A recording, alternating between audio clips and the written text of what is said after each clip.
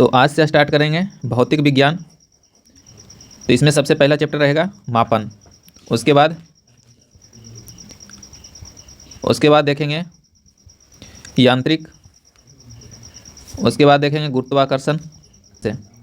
तो अगर आपको वीडियो अच्छा लगे तो वीडियो को लाइक ज़रूर कीजिएगा और अपने दोस्तों में शेयर भी ज़रूर कीजिएगा। तो चलिए स्टार्ट करते हैं आज का पहला क्वेश्चन से। तो आज का पहला क्वेश्चन है कि मूल भौतिक राशियों की संख्या कितनी है। तो मूल भौतिक राशि की संख्या जो है वह 7 है। उसमें क्या क्या है, तो लंबाई, समय, ताप, द्रव्यमान, विद्युत धारिता या विद्युत धारा और ज्योति तीव्रता और पदार्थ की मात्रा, ये सब क्या है, तो मूल भौतिक राशियाँ हैं। उसके बाद देखिए कि ज्योति तीव्रता का मात्रक क्या होता है। तो ज्योति तीव्रता का मात्रक जो होता है कैंडेला होता है। क्या होता है, कैंडेला होता है। अगला है कि एक प्रकाश वर्ष बराबर होता है 9.46 इंटू 10⁻12 किलोमीटर, याद रखिएगा। आगे देखिए कि पारसेक दूरी मापने की सबसे बड़ी इकाई है। पारसेक जो है दूरी मापने की सबसे बड़ी इकाई पारसेक है। पारसेक यानी एक पारसेक बराबर 3.262, एक पारसेक बराबर 3.262 प्रकाश वर्ष के बराबर होता है, जिसे लाइट ईयर भी कहते हैं। आगे कि वायुमंडलीय दाब मापने का मात्रक क्या होता है। तो वायुमंडलीय दाब मापने की मात्रक कहलाता है बार कहलाता है। आगे है कि शक्ति का मात्रक क्या होता है। तो शक्ति का मात्रक होता है वाट होता है। आगे है कि कार्य तथा ऊर्जा का मात्रक क्या कहलाता है। तो कार्य तथा ऊर्जा का मात्रक कहलाता है जूल कहलाता है। आगे है कि एमकेएस प्रणाली में त्वरण का मात्रक क्या होता है। तो त्वरण का मात्रक होता है मीटर प्रति सेकेंड स्क्वायर होता है। क्या होता है, मीटर प्रति सेकेंड स्क्वायर होता है, याद रखिएगा। अभी आपको बताएं कि मूल राशि कितनी है। तो 7 है। तो कौन कौन है, लंबाई, द्रव्यमान, समय, विद्युत धारिता, ताप, पदार्थ की मात्रा और ज्योति तीव्रता। तो इसका मात्रक, जैसे लंबाई का मात्रक क्या होता है, मीटर होता है और इसका प्रतीक क्या होता है, तो एम से डिनोट किया जाता है। उसी तरह द्रव्यमान का मात्रक क्या होता है, तो किलोग्राम, और इसका प्रतीक क्या होता है, तो केजी होता है। क्या होता है, केजी होता है। उसी तरह देखिए कि समय का मात्रक क्या होता है, सेकेंड होता है। क्या होता है, सेकेंड होता है। क्या होता है, सेकेंड होता है। इसको एस से डिनोट किया जाता है। आगे की विद्युत धारा का मात्रक क्या होता है, एम्पियर होता है। विद्युत धारा को किस में मापते हैं, एम्पियर में। इसका प्रतीक क्या होता है, ए होता है, कैपिटल ए होता है। आगे की ताप का मात्रक क्या होता है, केल्विन। ताप को मापते हैं केल्विन में, जबकि इसका प्रतीक क्या होता है, वह होता है के से डिनोट किया जाता है। उसी की तरह है पदार्थ की मात्रा मोल में मापा जाता है। इसका मात्रा क्या हो जाएगा, मोल हो जाएगा। इसको मोल यानी MOL प्रतीक माना गया है। उसी तरह है ज्योति तीव्रता का मात्रक क्या होता है, कैंडेला होता है। क्या होता है, कैंडेला, जिसका प्रतीक क्या होता है, CD होता है। आगे देखिए, आगे कि 1 किलोग्राम सेंटीमीटर स्क्वायर दाब किसके समतुल्य होता है। तो वह होता है 1 बार के बराबर होता है। 1 पिकोग्राम कितने ग्राम के बराबर होता है। 1 पिकोग्राम जो होता है 10 पर माइनस 12 ग्राम, 10 पर पावर माइनस 12 ग्राम के बराबर होता है। आगे की पास्कल किस राशि का मात्रक है। तो पास्कल जो है वह दाब का मात्रक है। दाब का मात्रक क्या होगा, पास्कल हो जाएगा। उसी तरह बल का क्या हो जाएगा, न्यूटन हो जाएगा। बल का मात्रक न्यूटन हो जाएगा। आगे है कि आवेग का मात्रक क्या होता है, तो वह होता है न्यूटन सेकेंड होता है। आगे देखिए कि वायुमंडल में ओजोन परत की मोटाई मापने की मात्रक क्या कहलाता है। तो वह कहलाता है डॉप्सन, यानी ओजोन परत को मापने की मात्रा कहलाता है डॉप्सन। आगे देखिए कि एंगस्ट्रम में क्या मापा जाता है। तो उसमें मापा जाता है तरंगदैर्घ्य। आगे कि एक अश्व शक्ति यानी 1 हॉर्स पावर में कितने वाट होता है। तो 1 हॉर्स पावर में जो होता है 746 वाट होता है।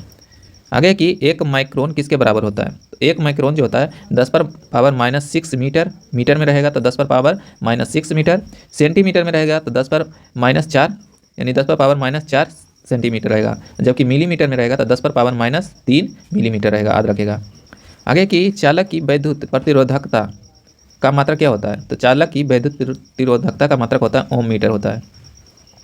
आगे की रेडियन एवं स्टेडियम किस प्रकार की मात्रक है। वह है पूरक मात्रक। क्या है, पूरक मात्रक है। आगे की क्यूसेक में क्या मापा जाता है। तो जल का बहाव जो मापा जाता है क्यूसेक में मापा जाता है।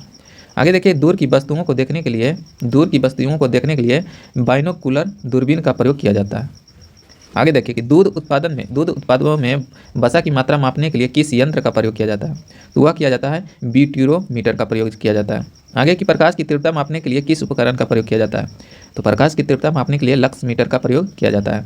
आगे की समतल कोण और घन कोण किस प्रकार की राशि है। तो समतल कोण और घन कोण जो है वह पूरक राशि है। कैसी राशि है, पूरक राशि है। आगे कि हृदय की ध्वनि सुनने के लिए, हृदय की ध्वनि की सुनने के लिए किस यंत्र का प्रयोग किया जाता है? तो वह किया जाता है स्टेथोस्कोप का प्रयोग किया जाता है। आगे देखिए अदिश राशि, सदिश राशि।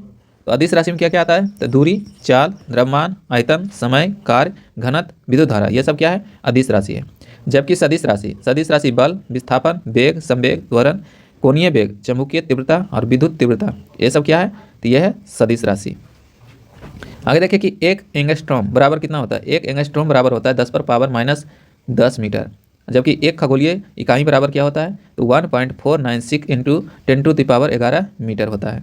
और एक डॉप्सन पूछेगा, एक डॉप्सन बराबर कितना होता है? तो 10 माइक्रोमीटर होता है। एक डॉप्सन बराबर 10 माइक्रोमीटर होता है। जबकि एक बैरल में कितना तेल अटता है? तो वह 159 लीटर आता है। कितना आता है? 159 लीटर, यानी एक बैरल बराबर 159 लीटर होता है।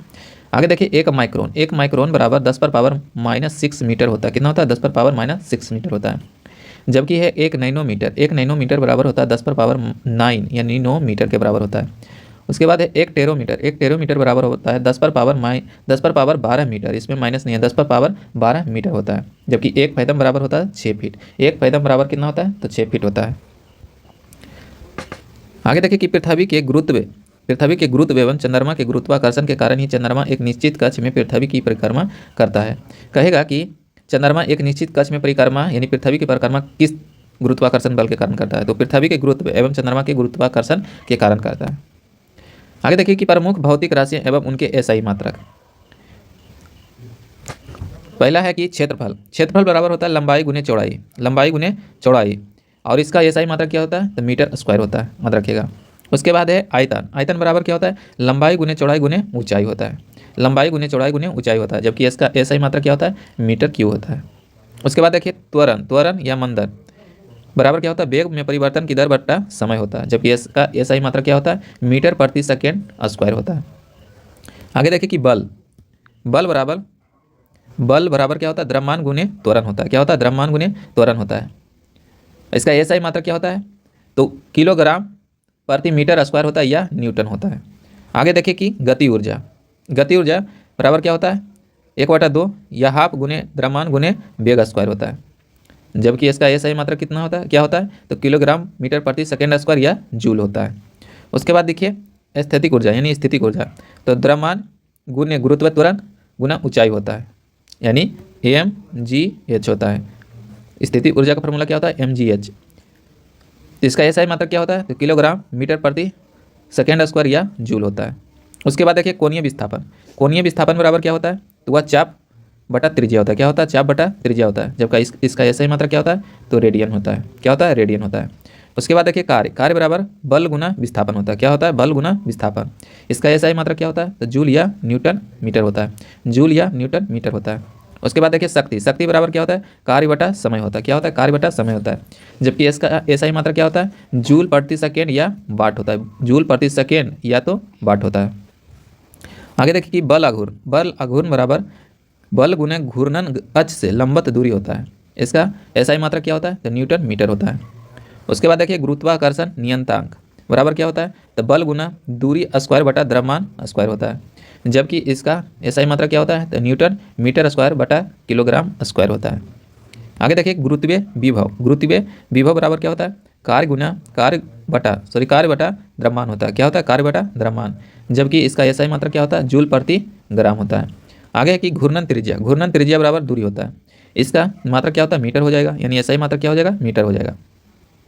आगे देखिए कि यंग गुणांक, यंग गुणांक बराबर क्या होता है? अनुदैर्ध्य प्रति बल बटा अनुदैर्ध्य विकृति होता है। जबकि इसका एसआई मात्रक क्या होता है? न्यूटन प्रति मीटर स्क्वायर होता है। उसके बाद देखिए पृष्ठीय तनाव, पृष्ठीय तनाव बराबर क्या होता है? बल बटा लंबवत दूरी होता है। इसका एसआई मात्रक क्या होता है? न्यूटन प्रति मीटर होता है। आगे की वेग प्रवणता बराबर क्या होता है? वेग बटा दूरी होता है। क्या होता है? वेग बटा दूरी होता है।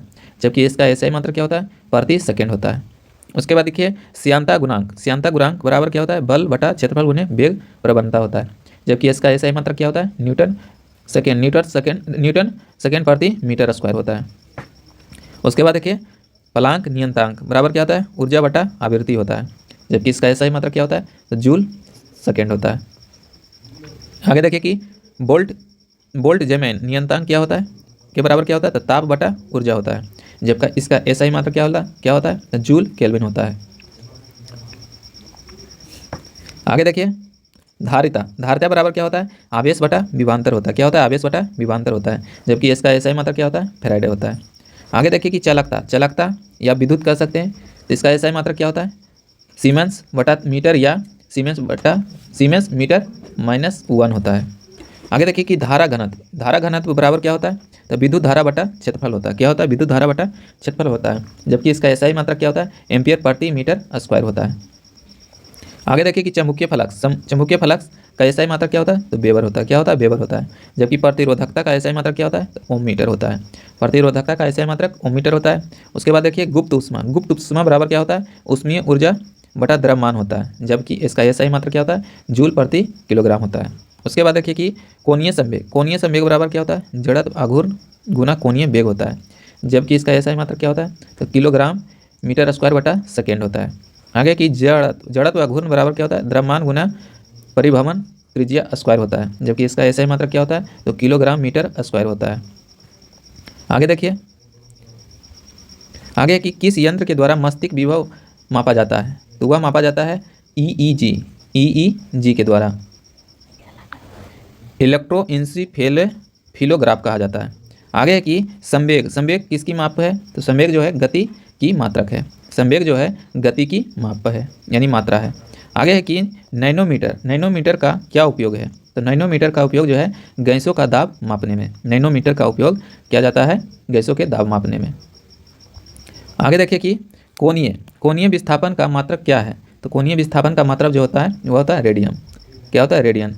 आगे पृथ्वी और सूर्य के बीच की मध्य दूरी किसके द्वारा व्यक्त किया जाता है? तो वह किया जाता है 1 खगोलीय इकाई के बराबर। आगे देखिए कि सोने की शुद्धता को मापने के लिए कैरोटोमीटर का उपयोग किया जाता है। सोने की शुद्धता मापने के लिए कैरोटोमीटर नामक यंत्र का प्रयोग किया जाता है। उसके बाद देखिए कि महत्वपूर्ण मापन उपकरण के बारे में। तो आपको यह वीडियो कैसा लग रहा है? ज़रूर लाइक कीजिएगा, और चैनल पर पहली बार हैं तो चैनल को ज़रूर सब्सक्राइब कीजिएगा। पहला है कि अल्टीमीटर। अल्टीमीटर से क्या मापा जाता है? तो उड़ते हुए विमान की ऊंचाई मापने के लिए प्रयोग किया जाता है। उसी की तरह है अमीटर। अमीटर द्वारा विद्युत धारा की तीव्रता मापा जाता है। उसके बाद आइडियोमीटर। आइडियोमीटर से क्या मापा जाता है? ध्वनि की तीव्रता। एयरोमीटर। एयरोमीटर से क्या नापा जाता है? तो वह नापा जाता है वायु एवं गैस का भार तथा घनत्व मापा जाता है।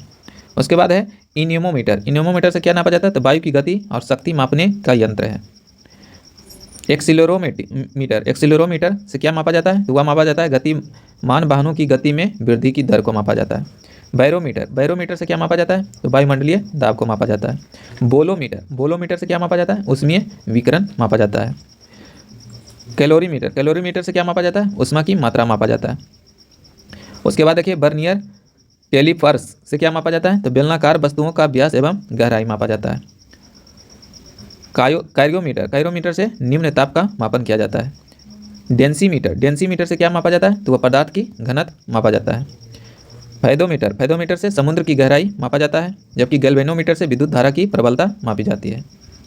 आगे की गायरोस्कोप द्वारा घूर्णन गति करती हुई वस्तु का कोणीय संवेग मापा जाता है। ग्रेवोमीटर से गुरुत्वीय त्वरण मापा जाता है। हाइड्रोमीटर से वस्तुओं के सापेक्ष घनत्व मापा जाता है, जबकि हाइड्रोफोन से जल के भीतर उत्पन्न ध्वनि तरंग की गणना की जाती है। और हाइग्रोमीटर से वायुमंडलीय आर्द्रता मापा जाता है, जबकि लैक्टोमीटर से दूध की शुद्धता मापा जाता है। क्रेनोमीटर से पानी के जहाज में सही समय ज्ञात करने में प्रयुक्त किया जाता है। किसका? क्रेनोमीटर का। आगे की क्रैक्सोग्राफ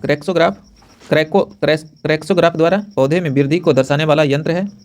और उसके बाद किसी वस्तु में उत्पन्न आयतन के परिवर्तन को मापने का यंत्र क्या कहलाता है? वह कहलाता है डायलोटोमीटर। डायनोमोमीटर से क्या मापा जाता है? इंजन द्वारा उत्पन्न की गई शक्ति मापने का यंत्र है। नेफोस्कोप। नेफोस्कोप द्वारा क्या मापा जाता है? वायुमंडल में उपस्थित बादलों की गति एवं गति की दिशा मापा जाता है। रेडियो माइक्रोमीटर द्वारा ऊष्मीय विकिरण को मापने वाला यंत्र है। और टोकोमीटर द्वारा किसी वस्तु के चक्रण की गति मापा जाता है, टैकोमीटर द्वारा। रेन गेज या ईडोमीटर द्वारा वर्षा की मात्रा ज्ञात किया जाता है। रिफ्रैक्टरोमीटर द्वारा क्या मापा जाता है? तो पारदर्शक माध्यम का अपवर्तनांक ज्ञात करने वाला उपकरण है। उसके बाद देखिए सैक्रोमीटर। सैक्रोमीटर द्वारा शर्करा का सांद्रता मापने में काम आता है। स्क्रू गेज से महीन तारों का व्यास मापने वाला यंत्र है। महीन तारों का व्यास मापने वाला यंत्र स्क्रू गेज द्वारा किया जाता है। आगे देखिए सेक्सटेंस ऊंचाई मापने का यंत्र है। और उसके बाद देखिए स्फेरोमीटर द्वारा किसी सतह की वक्रता मापने वाला यंत्र है। स्फिग्मो मैनोमीटर द्वारा धमनियों में रुधिर की दाब को मापने वाला उपकरण है। थियोडोलाइट द्वारा अनुप्रस्थ तथा लंबवत कोण मापने वाला यंत्र है। थर्मोपाइल द्वारा विकिरण तीव्रता मापने वाला यंत्र है। वेंचुरीमीटर द्वारा द्रवों के प्रवाह की गति मापने वाला यह यंत्र है। लाउड स्पीकर द्वारा ध्वनि की तीव्रता बढ़ाने का यंत्र है। जबकि देखिए मैक मीटर द्वारा ध्वनि के वेग के अनुपात में वायुयान की गति मापने वाला यंत्र है। मैग्नेटोमीटर द्वारा चुंबकीय क्षेत्र का मापन किया जाता है। माइक्रोमीटर द्वारा अति सूक्ष्म लंबाई जिसमें मिलीमीटर का 1000वां भाग होता है उसका मापने वाला यंत्र क्या कहलाता है? माइक्रोमीटर। ओडोमीटर द्वारा वाहन द्वारा तय की गई दूरी मापा जाता है। ओम मीटर द्वारा विद्युत प्रतिरोध मापा जाता है। ओंडोमीटर द्वारा विद्युत चुम्बकीय तरंग की आवृत्ति मापी जाती है। पायरोमीटर द्वारा उच्च ताप युक्त पिंड का पता यानी पिंड का ताप मापा जाता है पायरोमीटर द्वारा। उच्च ताप मापा जाता है पायरोमीटर के द्वारा। फोनोमीटर द्वारा ध्वनि की तीव्रता एवं स्पंदन आवृत्ति मापा जाता है। और पॉलीग्राफ द्वारा झूठ का पता लगाया जाता है। रडार द्वारा दूर स्थित वस्तुओं की अवस्थिति मापी जाती है। जबकि रेडियोमीटर द्वारा विकिरण मापन किया जाता है। सिस्मोग्राफ द्वारा भूकंपीय तरंग की तीव्रता मापी जाती है। स्पीडोमीटर द्वारा गतिमान वाहन की गति मापी जाती है। उसके बाद देखिए पायरीहीलियोमीटर द्वारा सौर विकिरण का मापन किया जाता है। विस्कोमीटर द्वारा द्रव की सघनता ज्ञात किया जाता है। जबकि वेव मीटर द्वारा विद्युत चुम्बकीय तरंग की तरंगदैर्घ्य मापा जाता है। इलेक्ट्रोमीटर द्वारा विभवांतर मापने का यंत्र है। इलेक्ट्रोमीटर जो है विभवांतर मापने वाला एक यंत्र है। आगे देखिए कि CGS प्रदीप्ति के अंतर्गत लंबाई को सेंटीमीटर यानी C से, द्रव्यमान को G से यानी ग्राम तथा सेकेंड को यानी समय को सेकेंड S से मापा जाता है। याद रखिएगा कि CGS पृथ्वी के अंतर्गत लंबाई को सेंटीमीटर जिसे C से डिनोट किया जाता है, द्रव्यमान को ग्राम द्वारा जिसे G से डिनोट किया जाता है तथा समय को सेकेंड से मापा जाता है जिसे S से डिनोट किया जाता है। प्रक्षेप्य गति को दीर्घतम परास प्राप्त करने के लिए अधिकतम कितने कोण की आवश्यकता होती है? तो यानी किसी वस्तु के बहुत दूर तक यानी अधिकतम दूरी तक फेंके जाने के लिए कितनी डिग्री की आवश्यकता होती है? तो वह 45 डिग्री पर आप किसी वस्तु को मारिएगा या फेंकिएगा तो वह अधिकतम दूरी विस्थापन करेगा। आगे कि मनुष्य जब नदी के किनारे नाव से बाहर कूदता है तब नाव पीछे की ओर हो जाती है। यह कौन सी क्रिया होती है? तो वह होती है क्रिया प्रतिक्रिया। क्या होता है? क्रिया प्रतिक्रिया। न्यूटन का थर्ड लॉ, न्यूटन का तृतीय नियम काम करता है। आगे देखिए कि संवेग परिवर्तन की दर किसके बराबर होती है? तो संवेग में परिवर्तन की दर जो होता है वह बल के बराबर होता है। आगे कि न्यूटन का प्रथम नियम किससे परिभाषित करता है यानी किसे परिभाषित करता है? तो वह करता है जड़त्व का नियम यानी जड़त्व को परिभाषित करता है।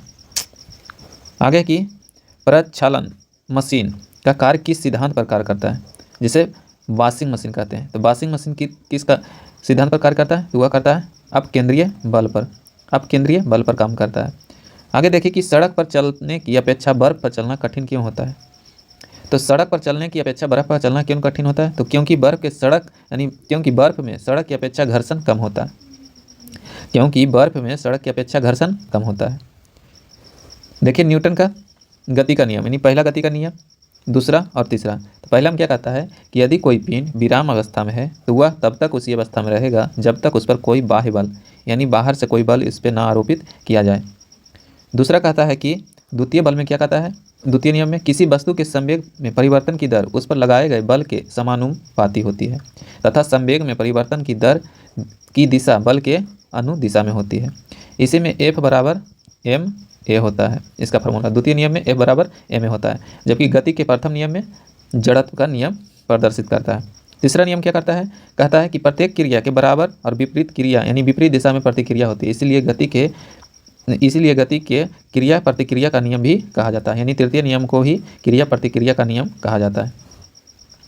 आगे देखिए कि ऊर्जा संरक्षण से आप क्या आवश्यक है यानी क्या आवश्यक है? तो ऊर्जा का ना तो सृजन किया जा सकता है और ना ही इसे नष्ट किया जाता है। तो केवल ऊर्जा को एक दूसरे में रूपांतर किया जाता है। आगे देखिए कि अंतरिक्ष से गिरता हुआ पिंड पृथ्वी के वायुमंडल में प्रवेश करने पर क्यों जल जाता है? तो वायुमंडल के घर्षण के कारण होता है। ऐसा किस कारण होता है? तो वायुमंडल के घर्षण के कारण होता है। तो यह किस मंडल में होता है? यह होता है आयन मंडल में। किसमें? आयन मंडल में होता है। याद रखिएगा। आगे देखिए कि ग्रहीय पिंडों की परिक्रमण गति जो कि ग्रहों द्वारा सूर्य की परिक्रमा में प्रभावी बल होता है, तो वह कौन सा बल होता है? तो वह भी अभिकेंद्रीय बल होता है। और वॉशिंग मशीन में भी कौन सा बल लगता है? तो अभिकेंद्रीय बल लगता है।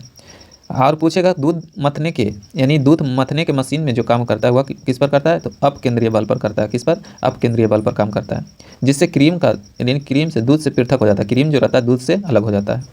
आगे देखिए, वायु की ऊर्ध्वाधर गति को क्या कहते हैं? तो वायु की ऊर्ध्वाधर गति को वायु प्रक्षोभ कहते हैं। क्या कहते हैं? वायु प्रक्षोभ कहा जाता है। आगे देखिए कि रॉकेट किस सिद्धांत पर कार्य करता है? तो रॉकेट जो है संवेग संरक्षण सिद्धांत पर कार्य करता है। रॉकेट जो है संवेग संरक्षण सिद्धांत पर कार्य करता है। आगे देखिए कि किसी पिंड के संवेग और वेग के अनुपात से प्राप्त मान क्या कहलाता है? तो वह कहलाता है द्रव्यमान। क्या कहलाता है? द्रव्यमान कहलाता है। आगे देखिए, त्वरण ज्ञात करने का प्रमुख सूत्र है। तो त्वरण ज्ञात करने का प्रमुख सूत्र क्या है? तो A बराबर V - U बटा T होता है, जहाँ A क्या है? तो ये त्वरण है, V क्या है? अंतिम वेग है, जबकि U क्या है? प्रारंभिक वेग है, और T क्या है? समय अंतराल को दर्शाता है। याद रखिएगा। अगला है कि तेल से अशांत भरा हुआ टैंकर समतल सड़क पर एक समान त्वरण से जा रहा है, तेल का मुक्त पृष्ठ कैसा होगा? तो वह होगा परवलयीय वर्गाकार होगा। आगे देखिए कि एक समान वृत्तीय गति पर त्वरण सदैव होता है। तो एक समान वृत्तीय गति पर त्वरण सदैव होता है, क्या होता है? उपस्थिति रहता है। आगे देखिए कि किसकी उपस्थिति के कारण ब्लैक बोर्ड पर कागज पर लिखना संभव है? तो वह है घर्षण के कारण। आगे देखिए कि सरल आवर्त गति के दोलन में किसकी आवश्यकता होती है? तो वह होता है प्रत्यास्था एवं जड़त्व का। किसका होता है? प्रत्यास्था एवं जड़त्व दोनों का होता है। आगे कि कमानी तुला किस सिद्धांत पर कार्य करता है? तो हुक के नियम पर। कमानी तुला जो है किस सिद्धांत पर कार्य करता है? तो हुक के नियम पर करता है। आगे कि जब एक कार की गति दुगनी कर दी जाती है, तब उसको उतनी ही दूरी में रोकने के लिए ब्रेक बल कितना लगता है? तो 4 गुना लगता है। कितना लगता है? 4 गुना। कहा कि जब एक कार गति दुगनी कर दी जाती है तो उसको उतनी ही दूरी में रोकने के लिए ब्रेक कितना बल लगाएगा? तो 4 गुना लगाएगा। आगे कि जेट इंजन जो है किस सिद्धांत पर कार्य करता है? तो जेट इंजन जो है रेखीय संवेग संरक्षण के सिद्धांत पर कार्य करता है। आगे देखिए कि प्रथम श्रेणी के उत्तोलक में जो आता है कैंची, हैंडपंप, साधारण तुला और पिलास आता है। जबकि द्वितीय श्रेणी के उत्तोलक में आता है सरौता, नींबू निचोड़ने वाली मशीन आता है। और तृतीय श्रेणी के उत्तोलक में आता है स्टेपलर, चिमटा, मनुष्य का हाथ आता है। तो कितने प्रकार के श्रेणी होते हैं? प्रथम श्रेणी, द्वितीय श्रेणी, तृतीय श्रेणी। प्रथम श्रेणी में कैंची, हैंडपंप, साधारण तुला और पिलास आता है। द्वितीय श्रेणी में आता है सरौता, नींबू निचोड़ने वाली मशीन आती है। तृतीय श्रेणी में आता है स्टेपलर, चिमटा, मनुष्य का हाथ आता है। आगे देखिए कि पेचकस के द्वारा पेच घुमाना और एवं दरवाजे के हत्थे पर कब्जे से दूर लगाना किस बल का कारण होता है? तो बल अघूर्ण के उदाहरण है। आगे देखिए कि गुरुत्वाकर्षण के बारे में। किसके बारे में? गुरुत्वाकर्षण के बारे में। पहला है कि पृथ्वी पर पलायन वेग कितना होता है? तो 11.2 होता है। कितना होता है? 11.2 किलोमीटर प्रति सेकेंड होता है। पूछेगा चांद पर पूछेगा तो वह होता है 2.4 किलोमीटर प्रति सेकेंड होता है। जबकि सूर्य पर पूछेगा तो 42 किलोमीटर प्रति सेकेंड होता है। याद रखिएगा तीनों। आगे कि यदि चक्कर लगाते हुए अंतरिक्ष यान से एक सेब छोड़ा जाए तो उसकी गति क्या होगी? तो अंतरिक्ष यान के साथ साथ उसकी यानी उसी गति से गतिमान रहेगा। आगे देखिए कि अंतरिक्ष यात्री निर्वात में सीधे खड़े क्यों नहीं रह पाते हैं? तो गुरुत्वाकर्षण की अनुपस्थिति के कारण, यानी वहाँ गुरुत्वाकर्षण नहीं होता है। आगे कि पृथ्वी के चारों ओर परिक्रमा कर रहा कृत्रिम उपग्रह गुरुत्वाकर्षण के विरुद्ध अपकेंद्रीय बल के प्रभाव के कारण नहीं गिरता है। आगे कि एक भू उपग्रह किस बल के प्रभाव से अपने कक्ष में नियंत्रण गति करता रहता है? तो वह करता रहता है अपकेंद्रीय बल के कारण। किसके कारण? अपकेंद्रीय बल के कारण। आगे देखिए कि चंद्रमा की सतह पर पलायन वेग पृथ्वी की सतह की अपेक्षा कम होता है, क्योंकि चंद्रमा की त्रिज्या पृथ्वी की त्रिज्या से कम है। चंद्रमा का त्रिज्या जो है पृथ्वी की त्रिज्या से कम है। आगे देखिए कि भारहीनता की स्थिति किस कारण होती है? तो वह होता है गुरुत्वाकर्षण की शून्य स्थिति के कारण। आगे देखिए कि एक लड़की झूले पर बैठी है। इस स्थिति में झूला झूल रही है। उस लड़की के खड़े हो जाने पर आवर्तकाल पर क्या प्रभाव पड़ेगा? तो आवर्तकाल कम हो जाएगा। कह रहा है कि एक लड़की झूले झूल रही है, उसी झूले पर लड़की खड़ा हो गई, तो आवर्तकाल पर क्या प्रभाव पड़ेगा? तो आवर्तकाल पर कोई प्रभाव पड़ेगा, यानी कम हो जाएगा। आगे देखिए कि लोलक की लंबाई बढ़ जाने के कारण लोलक घड़ी की गर्मियों में धीमी हो जाती है, जबकि शीतकाल में तीव्र गति से चलने लगती है।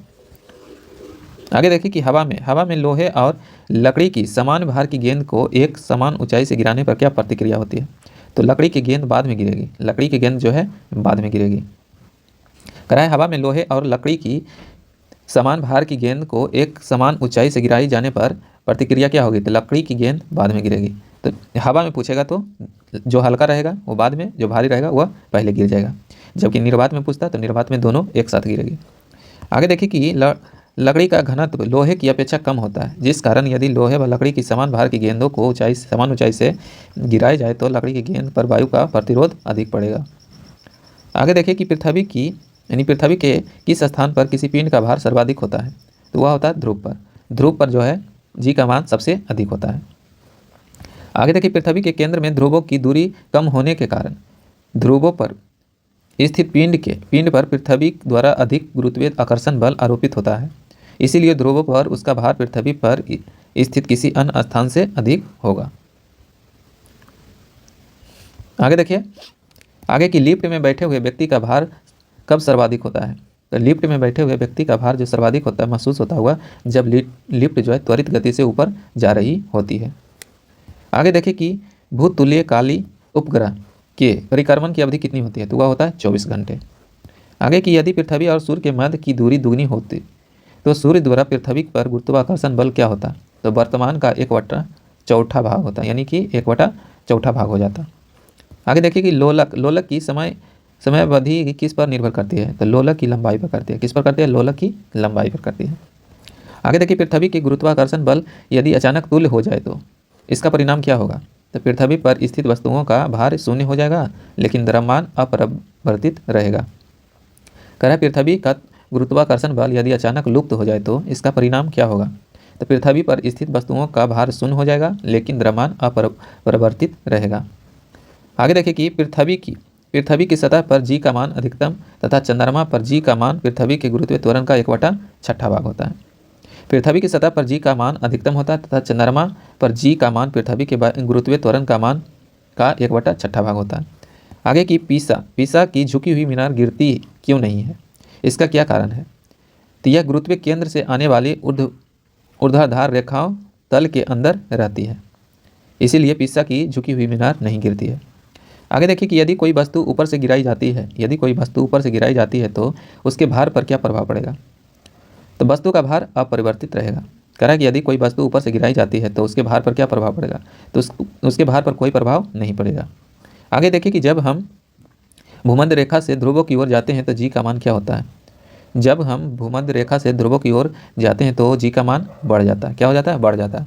अगर पूछता है कि जी का मान ध्रुवों पर क्या होता है तो सबसे अधिक होता है। जैसे जैसे भूमध्य रेखा की ओर आते हैं तो जी का मान घटते जाता है और केंद्र पर जाने के बाद वह जी का मान क्या हो जाता है? 0 हो जाता है। आगे देखिए कि चक्रीय झूले पर झूलते समय व्यक्ति को बाहर की ओर धक्का क्यों महसूस होता है? तो अब केंद्रीय बल के कारण ऐसा होता है।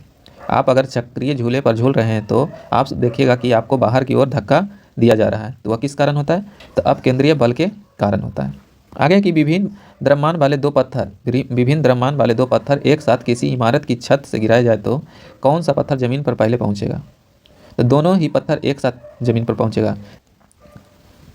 आगे है कि गुरुत्वाकर्षण एवं गुरुत्व के उदाहरण के बारे में देखते हैं कि सूर्य एवं अन्य ग्रहों की गुरुत्वाकर्षण के कारण ही सभी ग्रह लगभग वृत्ताकार एवं निश्चित कक्षाओं में सूर्य की परिक्रमा करता है। ऐसा किस कारण होता है? तो वह गुरुत्वाकर्षण के कारण होता है। आगे की पृथ्वी के गुरुत्व एवं चंद्रमा के गुरुत्वाकर्षण के कारण ही चंद्रमा एक निश्चित कक्षा में पृथ्वी की परिक्रमा करती है। पूछेगा चंद्रमा एक निश्चित कक्षा में परिक्रमा किस कारण से करती है? तो पृथ्वी के गुरुत्व और चंद्रमा के गुरुत्वाकर्षण के कारण ऐसा होता है। आगे की सूर्य, चंद्रमा एवं पृथ्वी के गुरुत्वाकर्षण की अंतरक्रिया के कारण पृथ्वी पर स्थित समुद्र में ज्वार भाटा आता है। ज्वार भाटा किसके कारण आता है? तो सूर्य, चंद्रमा एवं पृथ्वी के गुरुत्वाकर्षण आकर्षित करने के कारण आता है। आगे देखिए कि गुरुत्वाकर्षण के सार्वभौमिक नियम के सिद्धांत का प्रतिपादन किसने किया था? गुरुत्वाकर्षण के सार्वभौमिक नियम के सिद्धांत को प्रतिपादन किसने किया था? तो सर आइजैक न्यूटन ने किया था। कौन किया था? सर आइजैक न्यूटन ने किए थे। पहला कि साबुन के बुलबुले का दाब वायुमंडलीय दाब से कम होता है अथवा अधिक होता है तो क्या होता है? तो साबुन के बुलबुले जो होता है दाब, साबुन के बुलबुले का दाब जो होता है वायुमंडलीय दाब से अधिक होता है। आगे स्वचालित हाइड्रोलिक ब्रेक किस सिद्धांत पर कार्य करता है? तो वह करता है पास्कल के सिद्धांत पर, या पास्कल के सिद्धांत पर काम करता है। आगे देखिए कि बर्फीले क्षेत्रों में शीतकाल में जब झील की ऊपर की सतह का पानी बर्फ में बदल जाता है या जम जाता है, फिर भी उसके अंदर रहने वाले जलीय जंतु क्यों जीवित रहता है? तो क्योंकि पानी का घनत्व जो होता है 4 डिग्री सेल्सियस सबसे अधिक होता है। इसी कारण झील के भीतर पानी नहीं जमता है, झील के ऊपर सतह जम जाता है जबकि झील के नीचे का सतह नहीं जमता है। आगे देखिए कि नदी से समुद्र में प्रवेश करने पर किसी जहाज की क्या प्रतिक्रिया होती है? तो वह समुद्र में कुछ ऊपर उठ जाता है। अगर नदी से जहाज जो है समुद्र में प्रवेश करेगा तो वह क्या होगा? तो वह कुछ ऊपर उठ जाएगा। आगे देखिए कि जब किसी झील की तली से उठकर वायु का बुलबुला ऊपर सतह पर आता है तो उसके आकार पर क्या प्रभाव पड़ता है? तो वह थोड़ा सा बढ़ जाएगा, यानी वह आकार में बढ़ जाएगा। आगे कि किसी वस्तु की मात्रा बदलने पर उसके घनत्व पर क्या प्रभाव पड़ेगा? तो वस्तु का घनत्व जो होता है अपरिवर्तित रहेगा, इसमें कोई परिवर्तन नहीं होगा। आगे देखिए कि हवाई जहाज से यात्रा करते समय पेन से स्याही क्यों निकलने लगती है? तो वायु दाब में कमी होने के कारण ऐसा होता है। आगे की नदी की अपेक्षा समुद्र में तैरना आसान क्यों होता है? तो समुद्री जल का घनत्व जो नदी के जल से अधिक होता है। समुद्र का जल का जो घनत्व होता है वह नदी के जल से अधिक होता है। आगे देखिए समुद्र में प्लावन करते हुए बर्फ का पिंड पानी की सतह से 1/9 भाग ऊपर उठा हुआ होता है, इसीलिए जब बर्फ पिघलती है तो पानी के स्तर में कोई परिवर्तन नहीं होता है। आगे देखिए कि पृष्ठ तनाव का क्या कारण होता है? तो अणुओं के मध्य में संजक बल का होना ही पृष्ठ तनाव का कारण होता है। आगे देखिए कि बैरोमीटर के पैमाने में अचानक अगर गिरावट आएगा तो वह हो जाएगा तूफानी मौसम, यानी आंधी तूफान का संकेत देता है। जबकि धीरे धीरे गिरावट होगा तो वह होगा वर्षा का कारण। जबकि धीरे धीरे ऊपर चढ़ना मौसम साफ के बारे में जानकारी देता है। आगे देखिए कि तेल जल के पृष्ठ पर क्यों फैल जाता है? तो तेल जो है, क्योंकि तेल का पृष्ठ तनाव जो होता है जल से कम होता है। तेल का पृष्ठ तनाव जो होता है जल से कम होता है। आगे देखिए वर्षा की बूंदे गोलाकार क्यों होता है? तो वह होता है पृष्ठ तनाव के कारण होता है। वर्षा का बूंदे जो गोलाकार होता है वह पृष्ठ तनाव के कारण होता है। आगे कि कुएं से पानी से भरी बाल्टी को ऊपर खींचते हैं तो क्या अनुभव होता है? तो बाल्टी पानी की सतह से ऊपर भारी हो जाती है, यानी जब बाल्टी पानी की सतह से ऊपर आता है तो भारी हो जाता है। आगे देखिए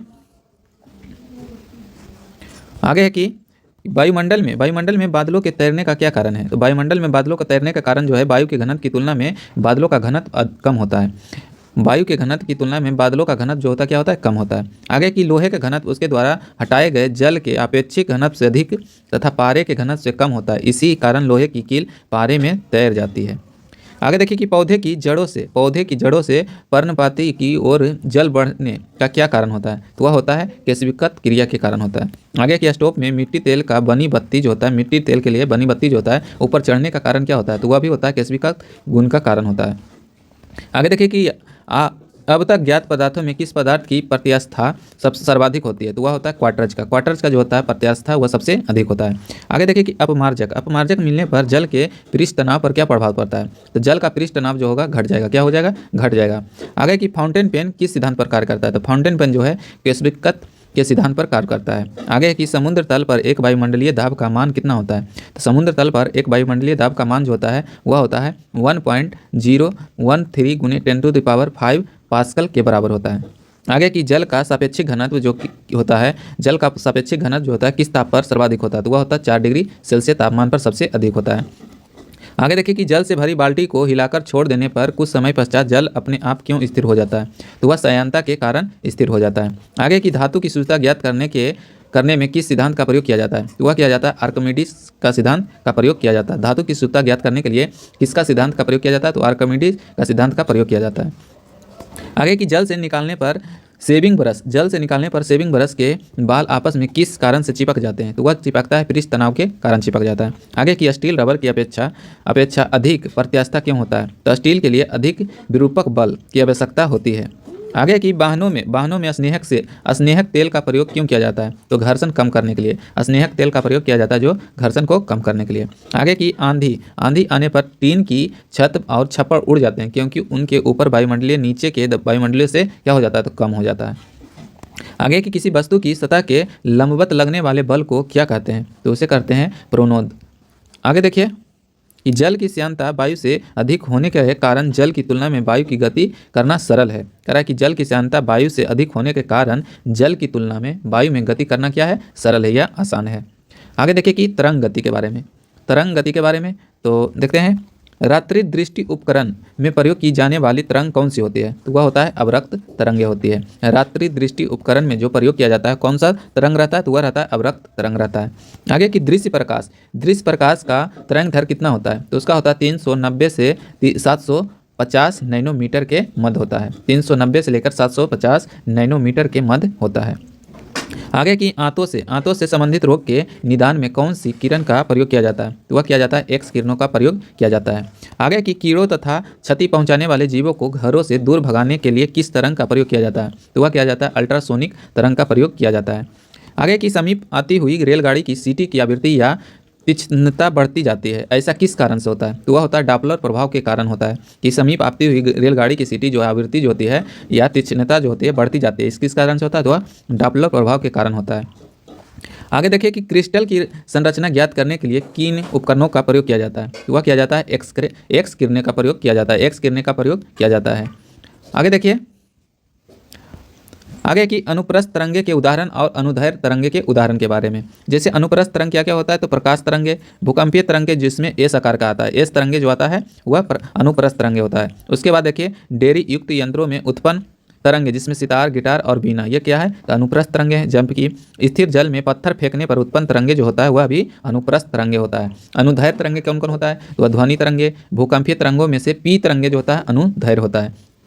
जबकि सर्पिला कार स्प्रिंग में उत्पन्न तरंगे जो होता है वह होता है अनुदैर्घ्य तरंगे, जबकि अल्ट्रासाउंड तरंगे जो होता है वह भी होता है अनुदैर्घ्य तरंगे। तो अनुदैर्घ्य तरंगे और अनुप्रस्थ तरंगे के उदाहरण देख लिए, जिसमें प्रकाश तरंगे, भूकंपीय तरंगे जिसमें एस प्रकार का जो होता है अनुप्रस्थ होता है। जबकि डेयरी युक्त यंत्रों में जिसमें सितार, गिटार और बीना का जो तरंग होता है वह भी अनुप्रस्थ होता है। और पत्थर फेंकने पर यानी स्थिर जल में पत्थर फेंकने पर जो उत्पन्न तरंग होता है वह भी अनुप्रस्थ होता है। जबकि अनुदैर्घ्य में बताएं कि ध्वनि तरंगे और भूकंपीय तरंगे जो कि पी प्रकार का होता है वह क्या होता है? अनुदैर्घ्य तरंगे होता है। जबकि सर्पिला कार स्प्रिंग में उत्पन्न जो तरंग होता है वह भी अनुदैर्घ्य होता है। अल्ट्रासाउंड तरंगे जो होता है वह भी अनुदैर्घ्य होता है। आगे देखिए कि एक रडार शत्रु के वायुयान की उपस्थिति का पता लगाने में कौन सी किरणों का प्रयोग किया जाता है? तो वह किया जाता है रेडियो तरंग का उपयोग किया जाता है। आगे की परावैज्ञानिक विकिरण, परावैज्ञानिक विकिरण एक्स किरणों, सूक्ष्म किरणें व गामा किरणों को तरंग दैर्घ्य के आरोही क्रम में क्या क्या होगा? तो वह होगा गामा किरणें, एक्स किरणें, उसके बाद परावैज्ञानिक किरणें, उसके बाद सूक्ष्म किरणें होगा। तो गामा किरणें, एक्स किरणें, उसके बाद परावैज्ञानिक किरणें, उसके बाद सूक्ष्म किरणें आएगा। आगे देखिए कि प्रमुख विद्युत चुंबकीय तरंग के बारे में, जिसमें गामा किरण, एक्स किरण, परावैज्ञानिक किरण, दृश्य किरण और एक अवरक्त किरण विकिरण और लघु रेडियो तरंग और दीर्घ रेडियो तरंग के बारे में। तो गामा किरण की खोज किसने किया था? वह किया था हेनरी बेकुलर ने, या फिर कह सकते हैं पॉल विडाल भी आता है। और एक्स किरणें का खोज तो वह किया था राउंटजन ने। और परावैज्ञानिक किरणों का खोज तो वह किया था जोहान रिटर ने। और दृश्य तरंग जिसको हम सब देख सकते हैं उसका खोज किसने किया था? तो वह न्यूटन ने। और अवरक्त किरणें के तो विलियम हर्सल ने। जबकि लघु रेडियो तरंग का खोज किसने किया था? तो हटरज ने। और दीर्घ रेडियो तरंग, रेडियो आएगा तो मार्कोनी ने। कौन किया था? तो मार्कोनी ने। और इसका तरंग दैर्घ्य देख लेते हैं, तरंग दैर्घ्य पारस देख लेते हैं। जैसे गामा किरण के कितना होता है? तो 10⁻⁻14 मीटर से लेकर 10⁻10 मीटर के बीच में होता है। उसके बाद देखिए एक्स किरणें का तरंग दैर्घ्य वह था 10⁻10 मीटर से लेकर 10⁻8 मीटर के बीच होता है। परावैज्ञानिक किरणों का तरंग दैर्घ्य कितना होता है? तो 10⁻8 मीटर से लेकर 10⁻7 तक होता है। उसके बाद दृश्य किरणें जिसे हम सब देख सकते हैं तो वह होता है 3.9 × 10⁻⁻7 मीटर से लेकर 7.8 × 10⁻⁻7 मीटर के बीच होता है। और अवरक्त किरण या अवरक्त विकिरण की तरंग दैर्घ्य कितना होता है? तो 7.8 × 10⁻7 से -10⁻3 मीटर के बीच होता है। उसके बाद देखिए लघु रेडियो तरंग, लघु रेडियो तरंग का जो तरंग दैर्घ्य होता है 10⁻³ मीटर से लेकर 1 मीटर के बीच होता है। उसके बाद है दीर्घ रेडियो तरंग जो मार्कोनी खोज किए थे तो वह 1 मीटर से लेकर 10⁻4 मीटर के बीच होता है। उसके बाद देखिए आवृत्ति के बारे में, तो आवृत्ति के बारे में क्या क्या होगा? तो गामा किरणें के 10⁻20 से लेकर 10⁻8 के बीच होता है। और एक्स किरणों का होता है 10⁻18 से लेकर 10⁻16 के बीच होता है। जबकि परावैज्ञानिक किरणों का आवृत्ति होता है 10⁻16 से 10⁻14 के बीच होता है, यानी 2 का अंतर रहता है। यहाँ पर देख लीजिए। उसके बाद दृश्य का देख लीजिए, दृश्य का रहेगा यहाँ 14 खत्म हुआ तो 14 से लेकर 12 तक। और उसके बाद अवरक्त किरण का देख लीजिए, यहाँ 12 से खत्म हुआ तो 12 से 10 तक। और उसके बाद लघु रेडियो तरंगों का देख लीजिए 10 पर पावर 10 से लेकर 8 तक। और यहाँ पर देख लीजिए दीर्घ का, तो यहाँ पर 8 से यहाँ पर 4 का अंतर है, तो यानी कि 6 से लेकर 4 के बीच में होता है। तो याद करने में थोड़ा सा आसान हो जाएगा आपको कि 2 2 का अंतर है, लास्ट वाला का 4 का अंतर है। आगे देखिए कि गामा किरणों का उपयोग किसमें होता है, तो नाभिकीय अभिक्रिया तथा कृत्रिम रेडियो सक्रियता में किया जाता है। किसका, गामा किरणों का प्रयोग किया जाता है। जबकि एक्स किरणों का प्रयोग किसमें किया जाता है, तो चिकित्सा और औद्योगिक क्षेत्र में किया जाता है। जबकि परावैंगिक किरणों का परावैंगिक किरणों का उपयोग किसमें किया जाता है, तो सिंचाई करने में और प्रकाश विद्युत प्रभाव उत्पन्न करने में और जीवाणु को नष्ट करने में किया जाता है। इसका प्रयोग परावैंगिक किरणों का प्रयोग। जबकि दृश्य प्रकाश का प्रयोग किसमें किया जाता है, इनकी उपस्थिति में वस्तु दिखाई देती है जो हम सब देख सकते हैं।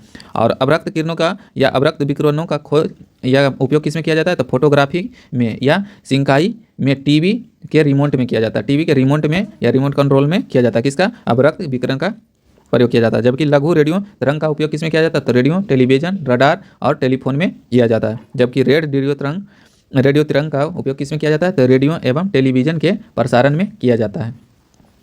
उसके बाद देखिए कि दीर्घ रेडियो तरंग वायुमंडल की किस परत में परावर्तित होती है, तो वह होता है आयन मंडल में। किसमें होता है, आयन मंडल में। हमारे वायुमंडल में कितने परत हैं, तो 5 हैं। तो नीचे में सबसे नीचे कौन है, तो क्षोभ मंडल, उसके बाद समताप मंडल, उसके बाद मंड मंडल, उसके बाद आयन मंडल, उसके बाद वही मंडल है, याद रखिएगा। आगे देखिए कि कुलिज नलिका जिसको ट्यूब का प्रयोग कौन सी किरणें उत्पन्न करने के लिए किया जाता है, तो वह किया जाता है एक्स किरणों को उत्पन्न करने के लिए किया जाता है।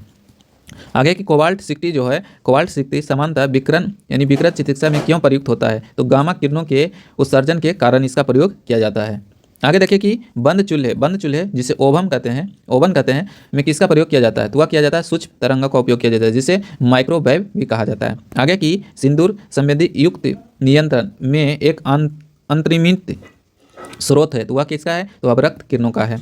आगे की दो उत्तोलन गर्त के बीच की दूरी को क्या कहा जाता है, तो उसे कहा जाता है तरंग दैर्घ्य कहा जाता है।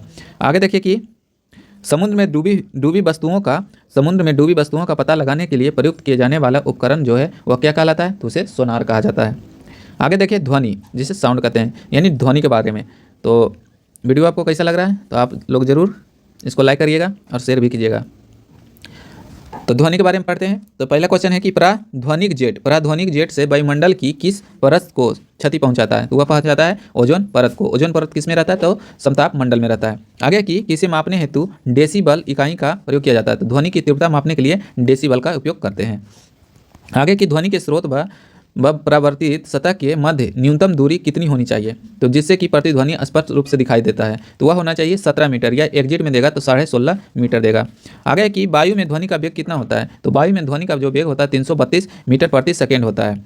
कहीं कहीं पर 343 के आसपास भी देगा, तो जहाँ पर आसपास रहेगा वहीं पर आप देखिएगा कौन सा ऑप्शन सही रहता है। आगे कि सिनेमा घरों, बड़े सभागारों आदि में ध्वनि स्रोत बंद होने के बाद कुछ देर तक ध्वनि सुनाई देती है, इसका क्या कारण है, इसका कारण है अनुरणन करना। आगे की चंद्रमा के धरातल पर व्यक्ति यानी चंद्रमा के धरातल पर 2 व्यक्ति एक दूसरे की बात नहीं सुन सकते हैं, इसका क्या कारण है, तो चंद्रमा पर जो है वायुमंडल नहीं है।